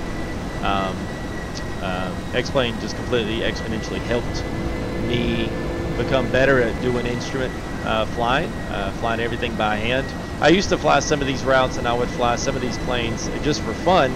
I would see if I could actually fly all of it by hand, and sometimes I was more successful than others, but for the most part, I tried to do all that I could on that. So it was a good learning tool. You know, think about using applying for a CDL and using an American truck as just kind of the sim. Although it's a much, you know, a simpler comparison, it's still the same idea. It's a simulation that I was preparing my mind to see, and it really helped out. So yes, the destination is all down there. So departure says San Francisco arriving, LAX got ground speed, altitude, everything's down there as well. Our flight progress bar. So if you ask, you know, how long we got, look at that progress bar. So we're almost more than halfway through. So once we get the descent, it actually gets kind of fun. So I'm looking for a top of descent here. So I'm gonna zoom this in on the map just so I see it. And so, so here's my flight story. So I was in Charlottesville, flying to Charlottesville, working on commercial rating with another flight instructor and a guy that was just going on business. So we used this trip for myself, everything was great. The flight up was great. It was pretty much IFR the whole way there, which means it was instrument flight rules. No VFR. I was in the clouds the entire time, which sucked because there was no autopilot. So I flew a little over 2.5 hours completely by hand in a single engine plane, which is a little bit unnerving, but I did great.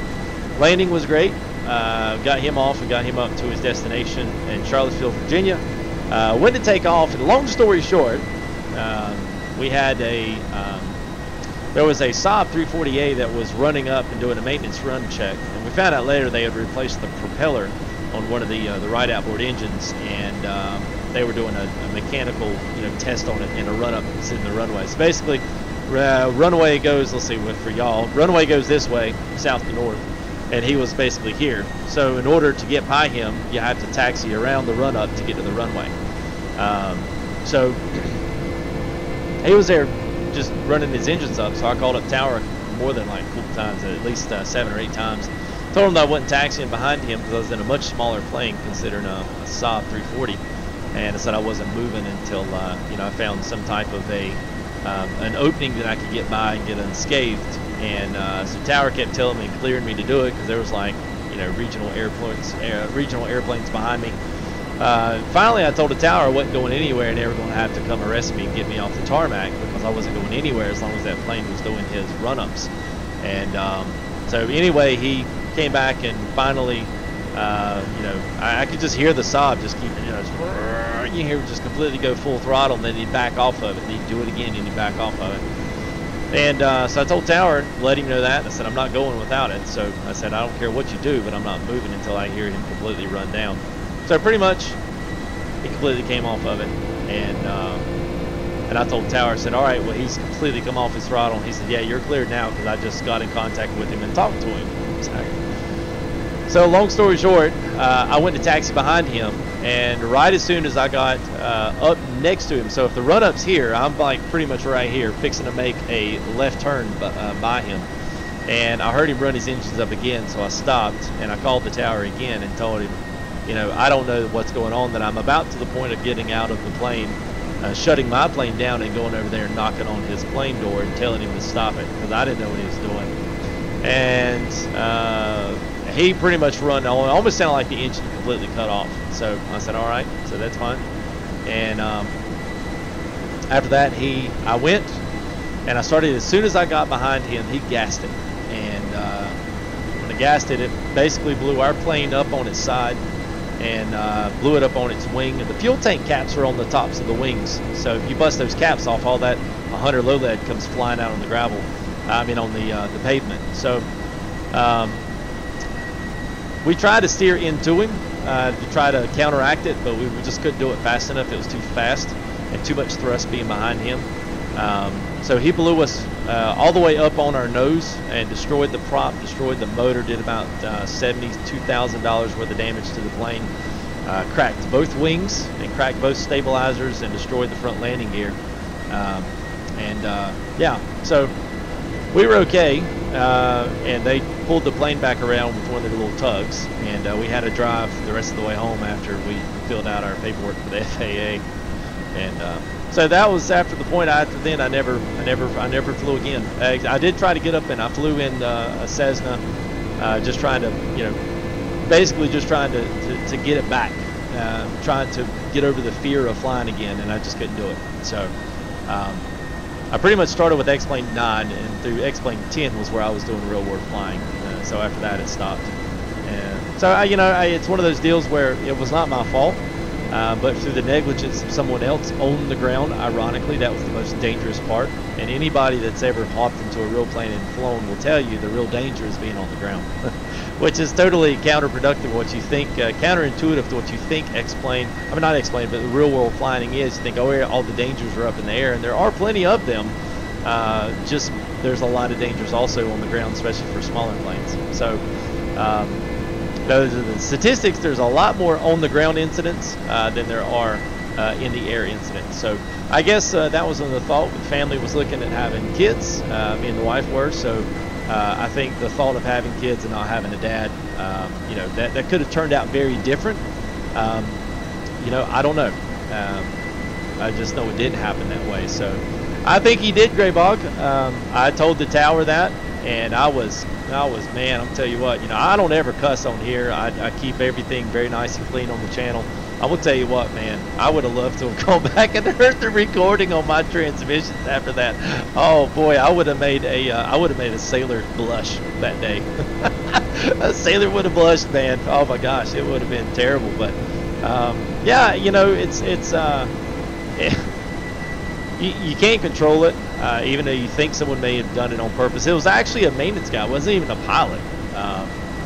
So, it's I guess even getting back into X-Plane, I'll be honest with you, it's kind of one of those deals where I almost kind of like, do I really want to get back into it? Because I think there was even a fear from me and even maybe some of my family, because flight simming is what got me into flying in the real world. But I've just made a decision that I'm going to enjoy this, enjoy streaming and enjoy hanging out with chat, and just enjoy it being safely in the comfort of my dining room. So yeah, that's my story on flying. So take that, do with it as you please. We're almost to our top of the descent, so that worked out perfect. So if you would, turn off your electronics and put them on airplane mode and trace it upright, and make sure you finish off the last of your peanuts and your Coca-Cola. Hey, what's up, STTV? How are you, man? Hello from Germany. Hello.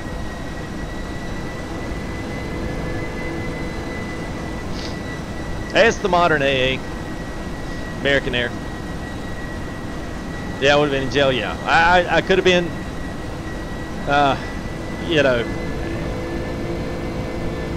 I don't know if there's someone to ask if there was any repercussions. I don't know. All I know is that the FAA contacted me personally and found me at absolutely no fault and said that I did and went above and beyond my aeronautical duties as a pilot to protect all souls on board. I love the way they put all this stuff. Like, wow, y'all make this sound really like, archaic and, really crazy. But, so yeah, so reset flight altitude. So there we go. Top of descent's coming in. So we're going to reset down to 2300. So I love how it does this. I want to engage my VNAV. We would have to wait for somebody to say something. I'm trying to make sure and see whether, okay, they're gonna put us at 280. Okay, all right. Just double checking this. The top of descent via Reyes. Okay, all right. Yeah, I was just making sure our speed, they're not gonna get us going too crazy. All right, 280 is what they got us sitting in. Cool, sweet. So yeah, so it's always amazing. I know the tower in them. I know they got in trouble. I know they went back and watched and listened to the pilot logs and everything. Woo, it's a little turbulent up here. I don't like this camera view. Part of that's the camera. I don't like how it does that. Yeah, because you can't feel the same thing inside. It's weird. It's like you got these little air bumps, but the way the camera view is, it's attached to the plane, so it exponentially makes it look a lot worse than it really is. So. Yeah, they can be, Graybog. I mean, it was one of those deal systems where I was like, for the once, I actually felt like they did what they should have. So they did the best that they could in that particular scenario. But I filled out all my reports and had all my interviews and all of my other stuff. So So let's get ready. So we're almost 75% through our flight here, San Francisco to LA. So thanks for joining us, guys. Welcome aboard. Why not fly real time? What do you mean, why not fly real time? Oh, well, because if it's dark, then nobody's going to watch, Aaron. I would love to do it. It would be fine by me, but a lot of people want to see. And if I come in here and just do this, I mean, for pilots that that know what's going on, it's fine. But if literally if people were to stare at that for an hour and a half, I'm not going to watch it.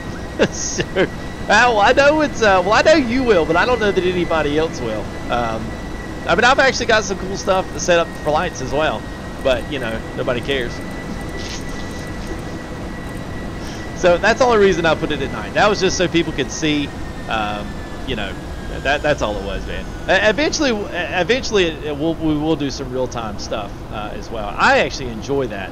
But as we get some X-Plane base and some flight sim base people come in that want to see some X-Plane. So VNAV just took over, guys, just to let you know. So VNAV's taking us in and is starting us down to flight level 24, well, 23, 24. We'll put it at 24. How about that?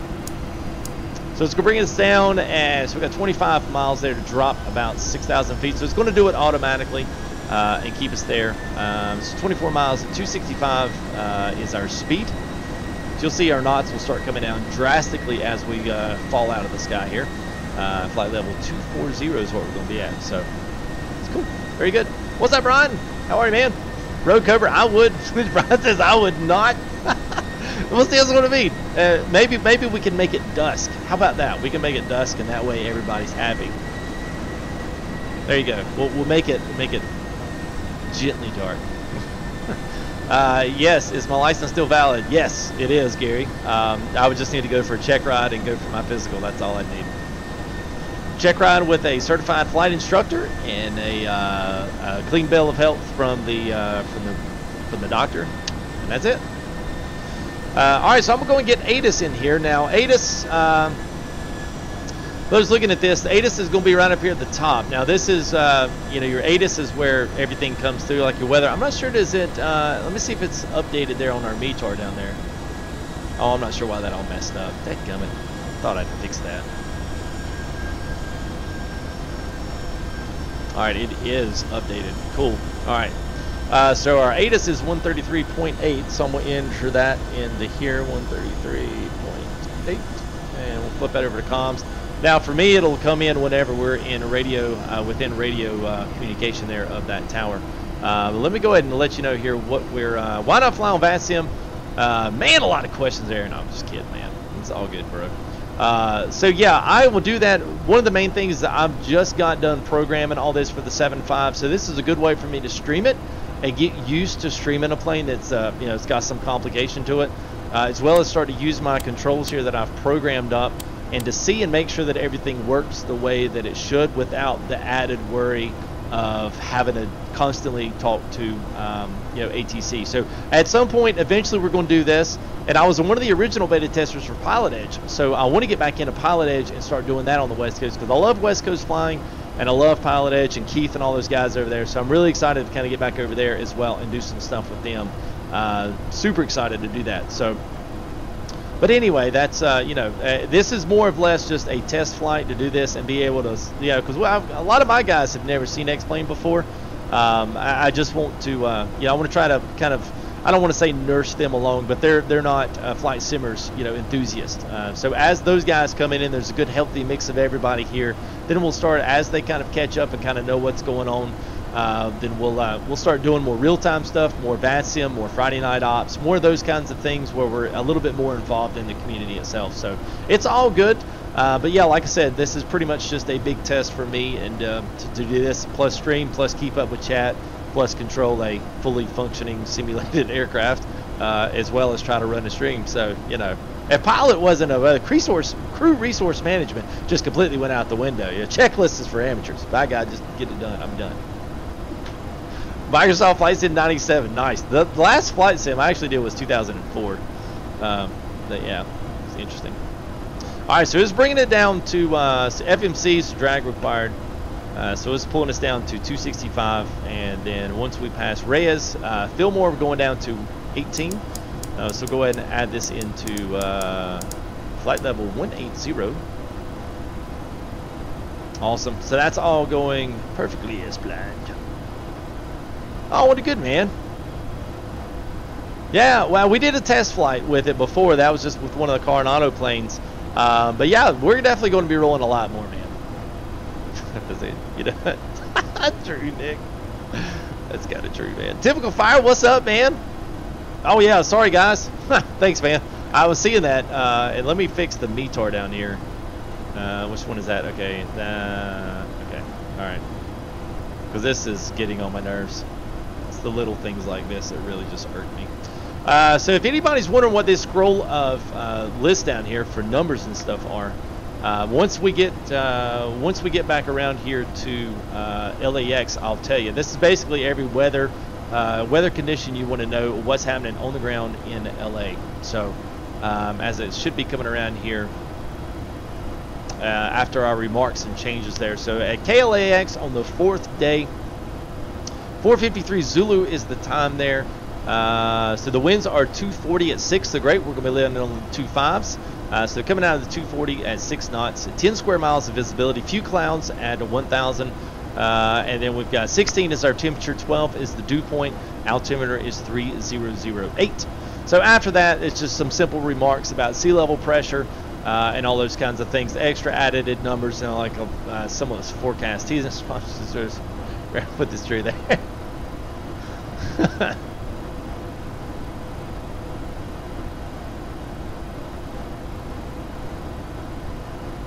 Oh, well, I hope so, Aaron. I mean, I hope it's good. I always, always include and want my guys to come out and try something new. And every game that we do brings in some more people. So that's, yeah, it's totally cool, man. Learn how to read that code. Did you really, Aaron? Probably not. He's probably trolling me. And this one says 3006. So I'll have to go with X-Plane because it's the one that I think is reading out of this. So, yeah. Eventually, like VATSIM and all that kind of takes over some of that stuff. So this one will have to set this. I mean, it says 3008, so maybe it'll change. I don't know. But we'll let's see.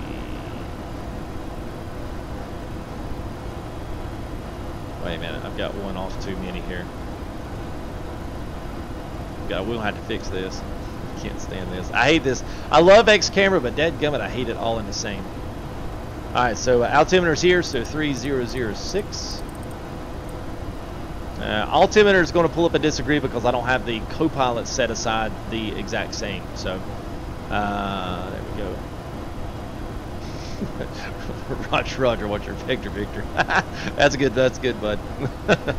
Alright, good. So they're doing that. So at this point, we can pull our map back up. Now this is our arrival. So a few things that we can do real quick here since we know we're coming on the 25s. We can go ahead and set our center pedestal up. Actually, Fillmore. So what's the next one coming in? So Fillmore, then we're going down Simon. So we got to know at Sadie, we're at 12,000 at Sadie. So I'm going to go ahead and pull 12,000 in because ATC would normally clear us at least to our initial approach fix there. At least of the actual arrival of the star, they would call it.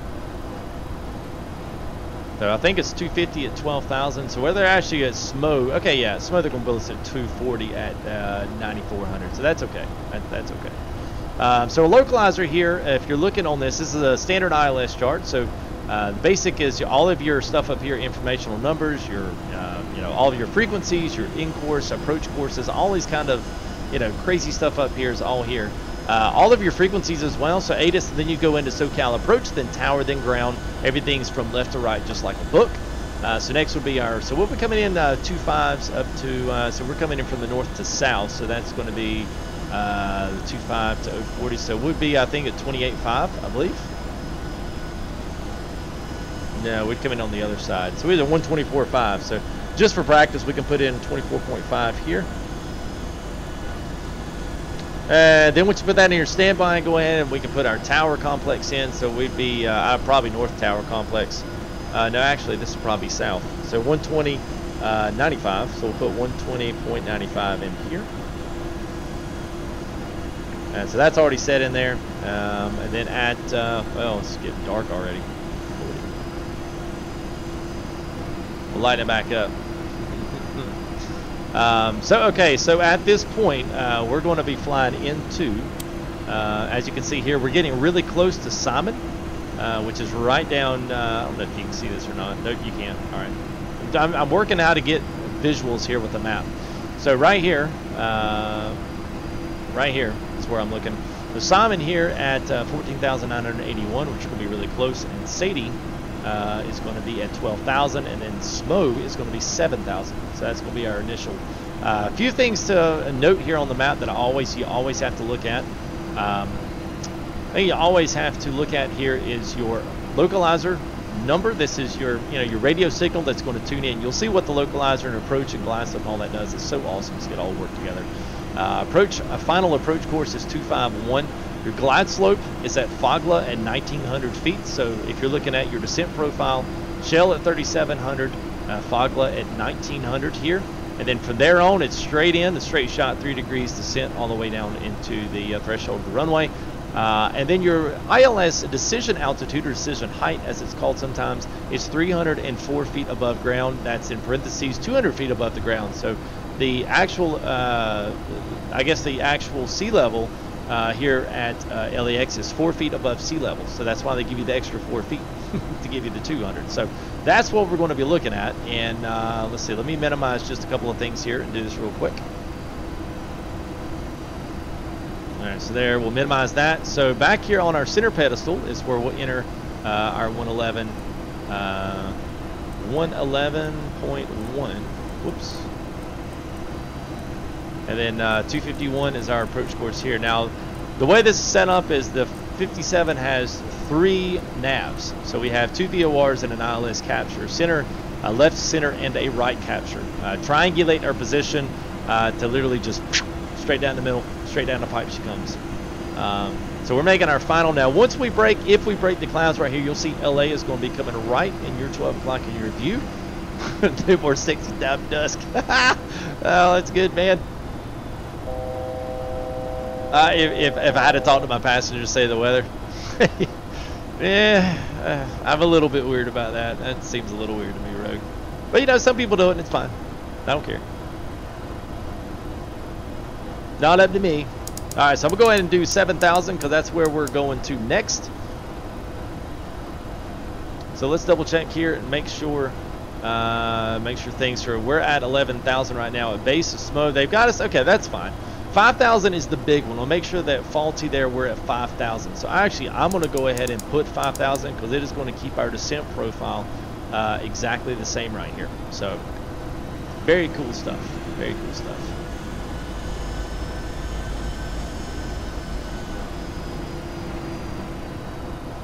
All right. So you guys got questions?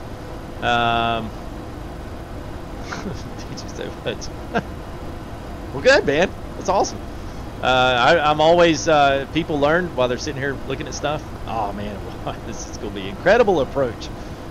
Here we are in a little bit of the yellow clouds here, the sun in our back. So it's kind of illuminated everything in a nice crispy and balmy orange. Oh, now we're under the clouds. Wow.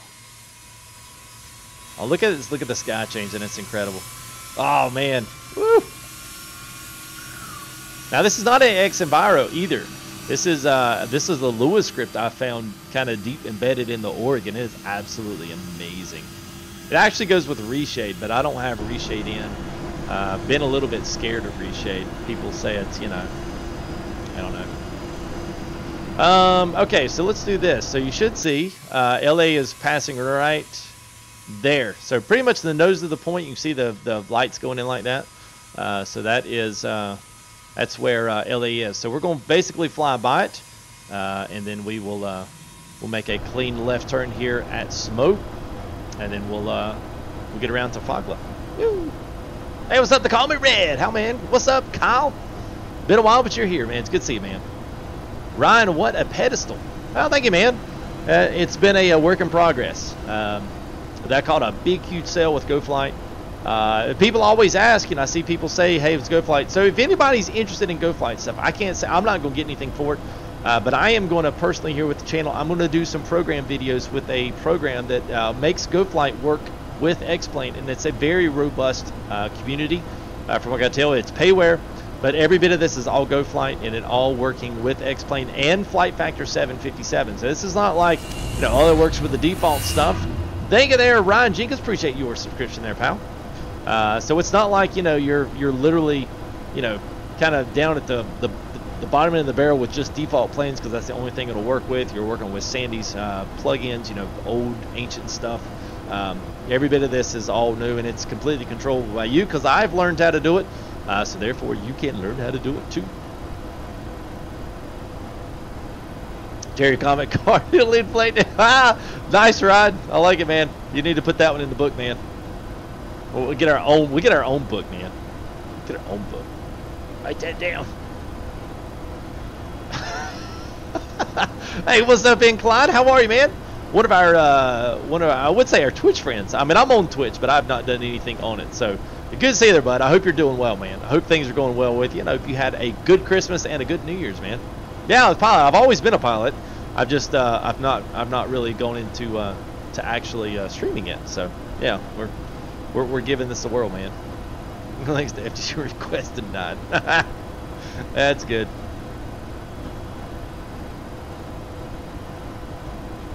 You are free to move around the cabin. What's up, BC? Man, it's good to see you guys, man. Thanks for coming and hanging out, dude. Always great to see you and Pixel and you guys come in every now and again. It's good, man. It's good. It's good. Yeah, so we're finally descending, fixing to make our final approach. The end of the end of flight like spike.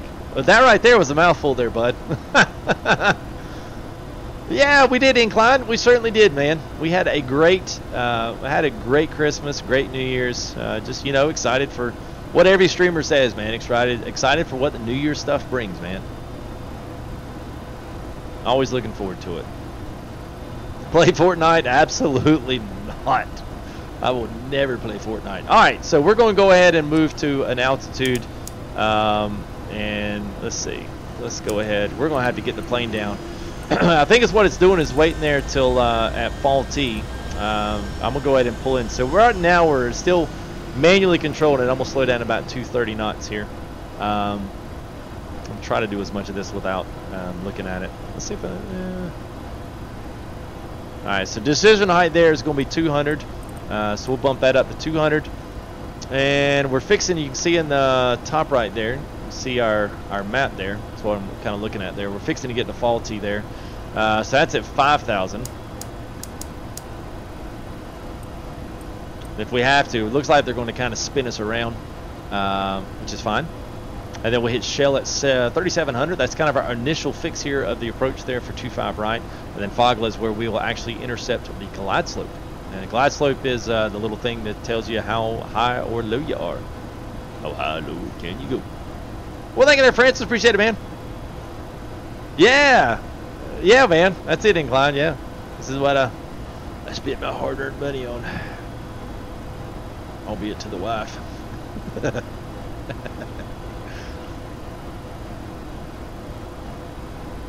Oh, come on, Gary.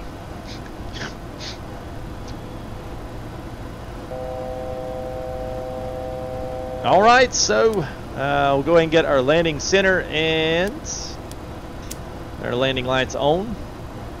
Logo lights are on. Everything else is good. So we got our turn off lights will come on here pretty soon. All right. Uh-oh. We'll swing out and bring her back around. Here she goes. Wow. All right, so we're going to go ahead and slow her down to 225. Make sure we give ourselves plenty of room here.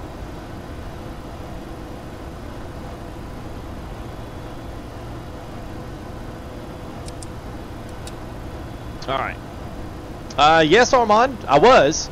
I tell you what, replay this during cruise. I got my whole pilot story on there. I don't do it anymore. Long story, short. Everybody's like, yeah, no, it's not so short. Go ahead and pull our engine ice and wing ice off. All right, so there comes the airspeed starting to come back in. So 225 on that. Everything's going back up. So we're making our turn back final. Now we're going to overshoot this a little bit. That's okay. We'll go and get back into shell here.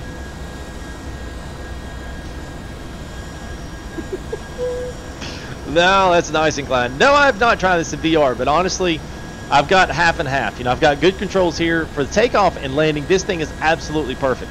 I would love to get me like a CDU that I could put right here. The iPad stuff just isn't all that great. I mean, it's there, it's there, it's not. It's kind of half and half. It's all right. All right, so auto brakes are going to go up, so we'll turn auto brakes on to 3. Actually, once we do, it'll tell us which ones to do via our speed and everything else. So, pretty cool stuff. All right, so there's Fogla. So we got 3,700 is where we're going to for that.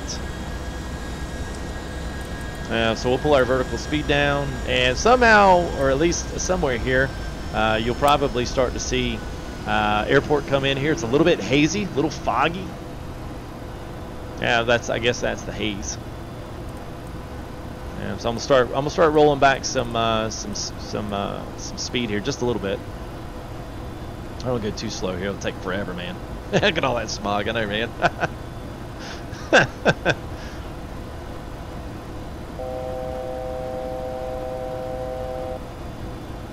All right, so we're gonna have to get over a little bit more. That took us a little bit longer there to hit Shell, so probably would have taken us out to music and come back around. But yeah, that's okay. That's all right. That's what I say. It's a test. It's good to kind of figure out what my limitations are with certain things, because you are kind of guessing. ATC would have literally brought you right in on a smack money, right on the money of it. No, it's okay. So I'm going to engage my VOR lock. So the localizer. So once we get here, the plane should automatically take over itself and will line us up, and the glide slope should come alive at Fogla, and then we can go all the rest of the way down. So we're going to activate an approach mode. Then we're going to engage our center console. So now it's active to the ILS. Gear down. Start rolling some more speed off here.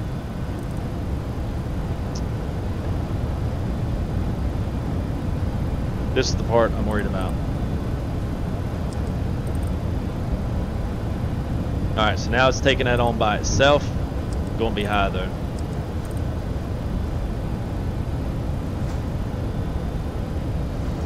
Alright, first load of flaps there. So here is our ILS right there. It's 111.0. I'm not exactly sure why it's not. We're gonna kind of dive. This is definitely not something I wanted to do, but I think Fogla was actually okay. Fogla was a little bit lower than this.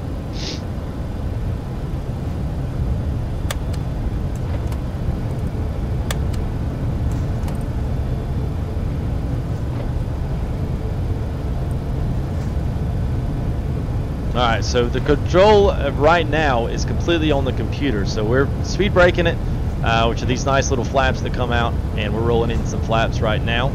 And that's going to get us down to where the glide slope captures.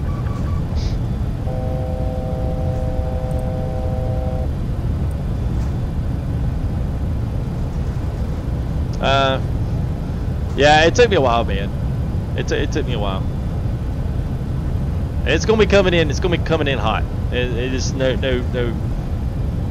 I know exactly what I did too. I know exactly what I did.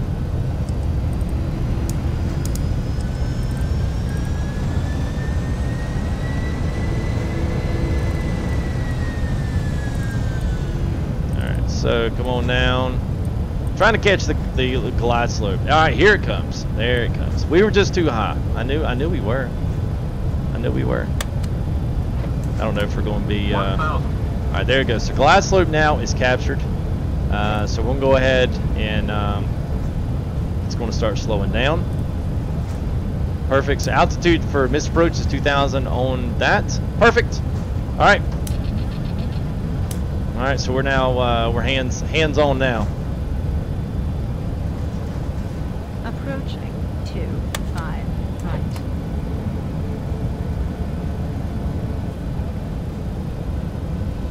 So we're completely all us now. Slow. Light slow. So now we're a little bit low now that we dove. Gears down, flaps down. Hang on, folks. Here we go.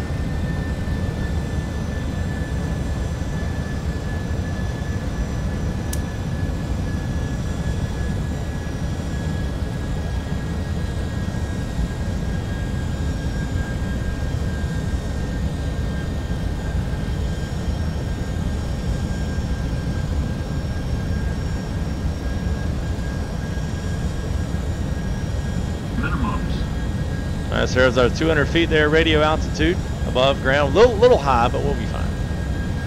We're crawling in here right now. 100. 50. 40. 30. 20. 10.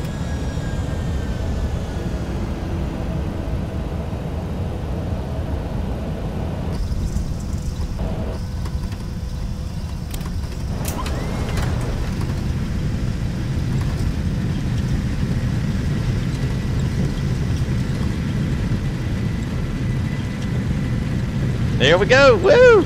I love it, man. Love it. 5,000. Uh-oh. Easy there. Easy killer. Got a little squirrely on our exit. Alright, so there we go. Alright, so we'll clean up the aircraft, what they call get the flaps all up.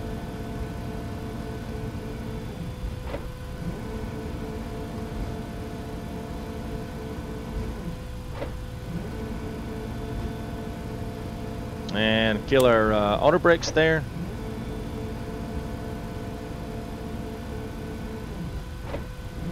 At some point we would stop there and then we would request ground, go ahead, and they would tell us to taxi to the gate, which, you know, if you do any kind of VAD simming or anything, it's just easier just to taxi to the closest place, because there's always some noob running around on the airport over here that don't have a clue what he's doing. So, but I can't be too bad because I used to be that noob, and you don't learn by just you don't just get in. You gotta get out there and try it. So it's one of those things. It's playing out basketball. The FTG United. You know what? That would be. You know, we could just take the old United. We could just take those.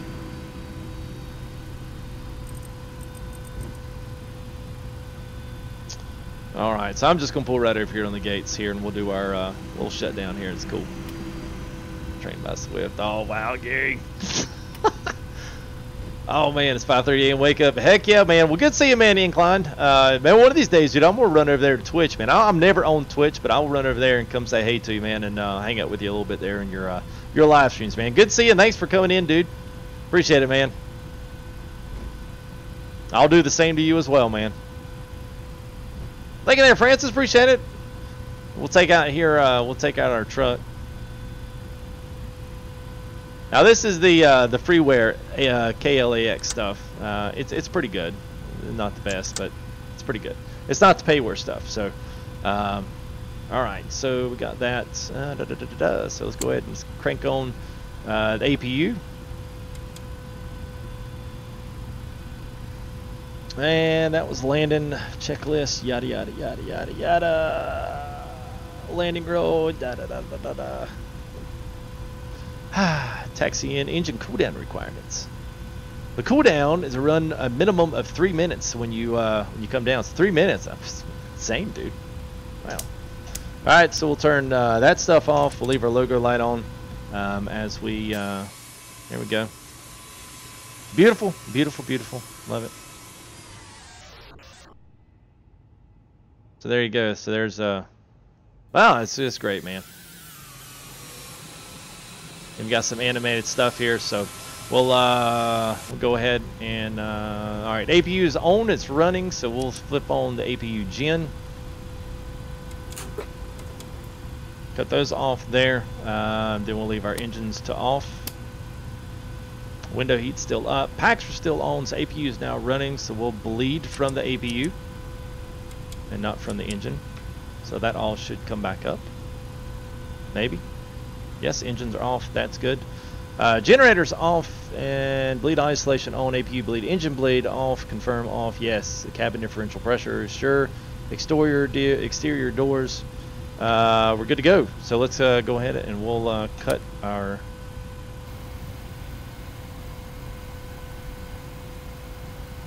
So we're just shutting the mixture off to the engines. They'll spool down left and right. So there they go. See the engines all going away. Perfect. That will shut down hydraulics, electrical.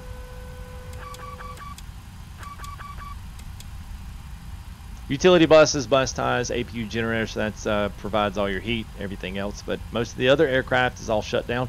So we are good to go. So Fuzel, what's up, man? So they call me X-Plane based off online all the time, or can you solo single? Oh yes, yeah. All I'm doing is solo, man. VATSIM is an extra client that you can download and put in, as well as Pilot Edge. Most of those Pilot Edge is payware though. A lot of people don't like payware stuff, but it is quality is extraordinarily good. If you want to, xplane.com has got a free demo of this. Install it. It's Windows and Mac. Although Windows is better on X-Plane, it just is. It's not a biased comment. It just is better.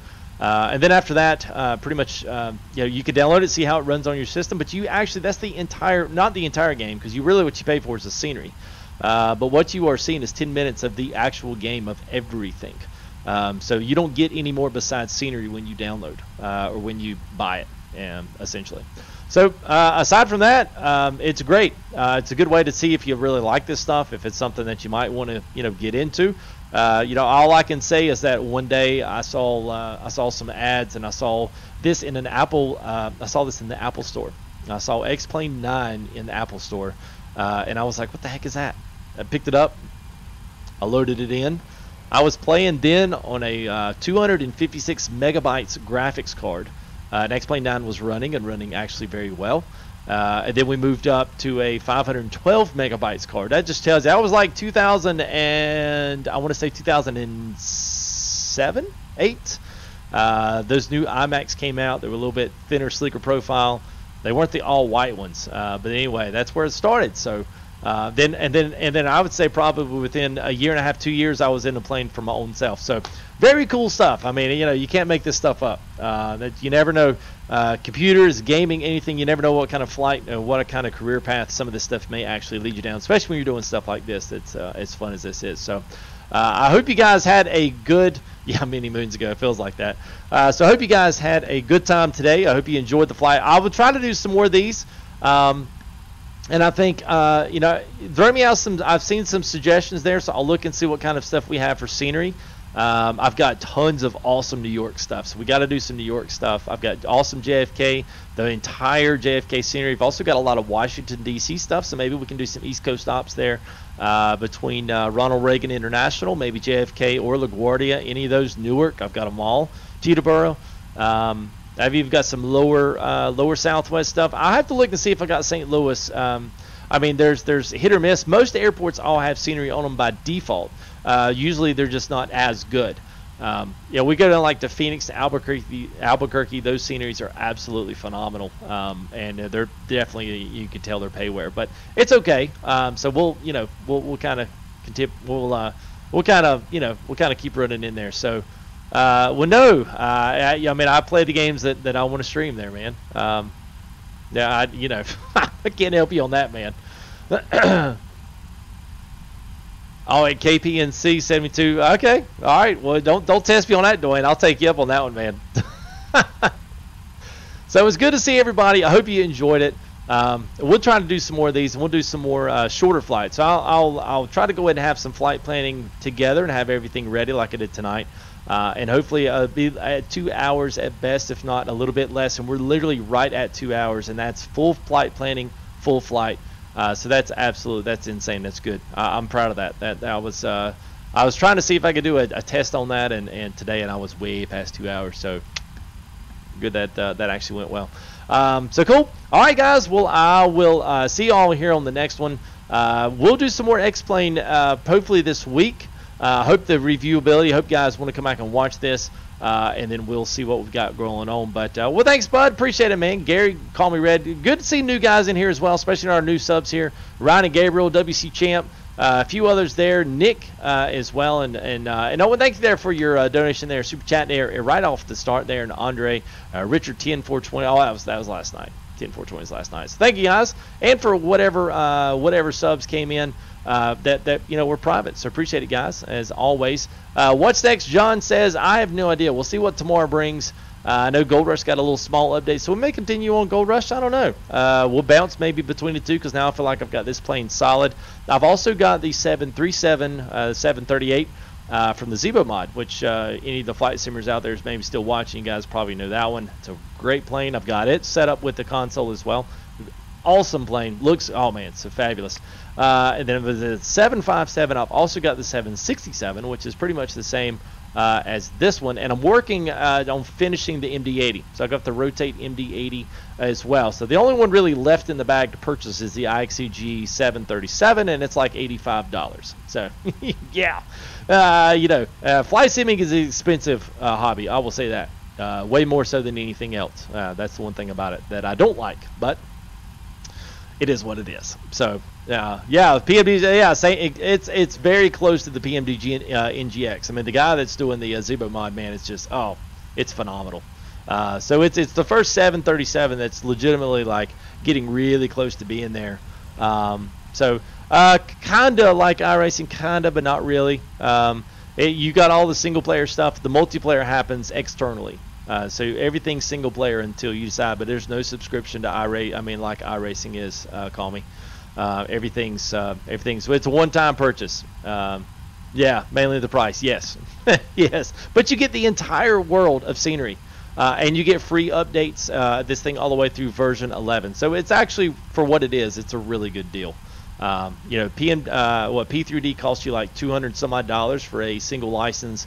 And FSX is still like $60. It's ridiculous, man. It was like 2001 they came out with that. So yeah, it's crazy. But sitting the home the entire time, absolutely, Greybog. That absolutely, man. That is it to a T. We can spend all the money to sit and do it comfortably from your own home. I cannot tell you how many times though, with this particular plane that I have taken off and I have exceeded the flap limits and killed everybody on board, like multiple times, until I'm finally looking for that every single time now. It's something I'm constantly looking at. So I've got all those failures on. So if anything ever happens else in this plane, then I'm just going to be SOLing up the creek without any paddles and just using my fist to, try to get myself through the raging water, because we ain't going to have a hope to prayer chance if we have a failure on here. But it's all good. We'll all have a good time with it. So thanks, guys. Appreciate it. It's been awesome. I've enjoyed the first one. I hope you guys enjoyed the first one, and we'll continue to do these all shorter ones. Don't tell me, hey, I want you to go from LA to Tallahassee, Florida in one flight. It ain't gonna happen. So we'll pick stuff that we can do within an hour and a half of flight time. That's pretty much that's the best. That's the best realm. So any of the East Coast flight, there's tons of stuff up there. We will be doing also other series as well. So we'll be doing an island hop series. We'll be down in down in the Caribbean doing some stuff. Also, we'll hop over, do some stuff in Europe as well. I love doing Europe. The Europe stuff looks so different, and it's really, really, really, really good. So I'll do that. And I think the only other thing that I really want to do is some upper Canadian stuff. So once I get some of those airports amassed to get some things going on, we'll start using some of the Canadian Rocky series as well as Alaska series. So we'll try to do some of that as well. There are some seaplanes, Greybog. There's a Coronado, the famous kind of FSX Ranger, author of all the aircraft. They do the same thing with X-planes. So they take all those, they've taken all those planes and they've made them all into X-plane compatible. So they've got all the seaplanes, the 72s, the 182s, and all of the kind of the Bush, like the J3 Cubs and all the Bush with the skis and all that stuff. So they've kind of got the same set in there. And it's I enjoy that stuff. It's probably almost as fun if you've got the scenery to make it really look good. So there is an A310 there, bud, but I don't think it's all that great. What's up, Fazelle? How are you, man? Hope you're doing well. But it's the A310 is kind of a back burner aircraft. Someone was going to develop it, and I think they've just stopped. Flight Factor, the same guys that did this one, just came out with the A320, and I think it's going to be around $80 some as well. So DLC content for these and these planes literally take years to make. So I think the IXCG 737 200 or 300 is going to be my next purchase. So that's about $85 down the road. So yeah, we got to keep saving up for that one. Fly used to the claim. Yeah, flies to the claim. That's awesome, man. Yeah, we can do that. So we'll see what we got on the docket tomorrow. I'll be thinking about it and see what we can do from that point and that perspective. But anyway, thanks, guys. Appreciate it. I would say I cannot remember my catchphrase. I said it yesterday, and it just has lost. I've lost it. I can't remember. It was something and travel it well. I can't remember. I don't know if Nick's watching. Maybe he can help me. When we're going to fly to Charlotte. That was actually good scenery. I don't mind flying out of Charlotte any day of the week. Actually, I've got a good trip planned that we will utilize Charlotte. So We go Charlotte, then we'll hop up into Washington, D.C. area, and then up into New York, and then maybe up to Toronto from New York. That's a good flight. So all those are about hour and a half hops. This is pretty cool. So we'll move all those in. So anyway, that's it for me, guys. So yes, catch Phraseboro. I know, man. I don't know where it went. It's gosh, man. I'll have it by the next one. I can't remember what it is. Let's see if Nick's even on. Is Nick on? No, he's not even on. So anyway, yeah, I'll find that out. Got it. Life is a journey, so travel it well, fellas. Post a note. Life is a journey. Travel it well. I hope you enjoyed your travel here with FTG Airlines. What Dick's like? What? Yeah, life's a journey. Travel it well. My catchphrase, man. That's what I was wondering. Yeah, so life's a journey. Travel it well. So that's it. So y'all don't let me forget it. I hope you enjoyed today's X-Plane 11, brought to you by FTG and everybody here. Yeah, chat, you were great. Absolutely awesome. We may try that, Fazelle. We may actually try that. There's a lot of places we can literally go anywhere in the world. So it's literally at our fingertips. So that's gonna be it for me tonight. So I hope if there's any suggestions you guys want to see, please comment back to the video if you want to see anything else. I'll be glad to take all into consideration. And if I can find good airport scenery, some good surround stuff, I certainly will do that. Just a couple of places. I know I got a lot of stuff up in New York, Washington, ATL, Charlotte. Some stuff in Florida, but not as much, and then some stuff here on the West Coast. So, yeah, it's a good deal. So, yes, so adios, everybody. Hope you enjoyed it. We'll see you all here in the next one. Peace out, guys. Life's a journey. Travel it well.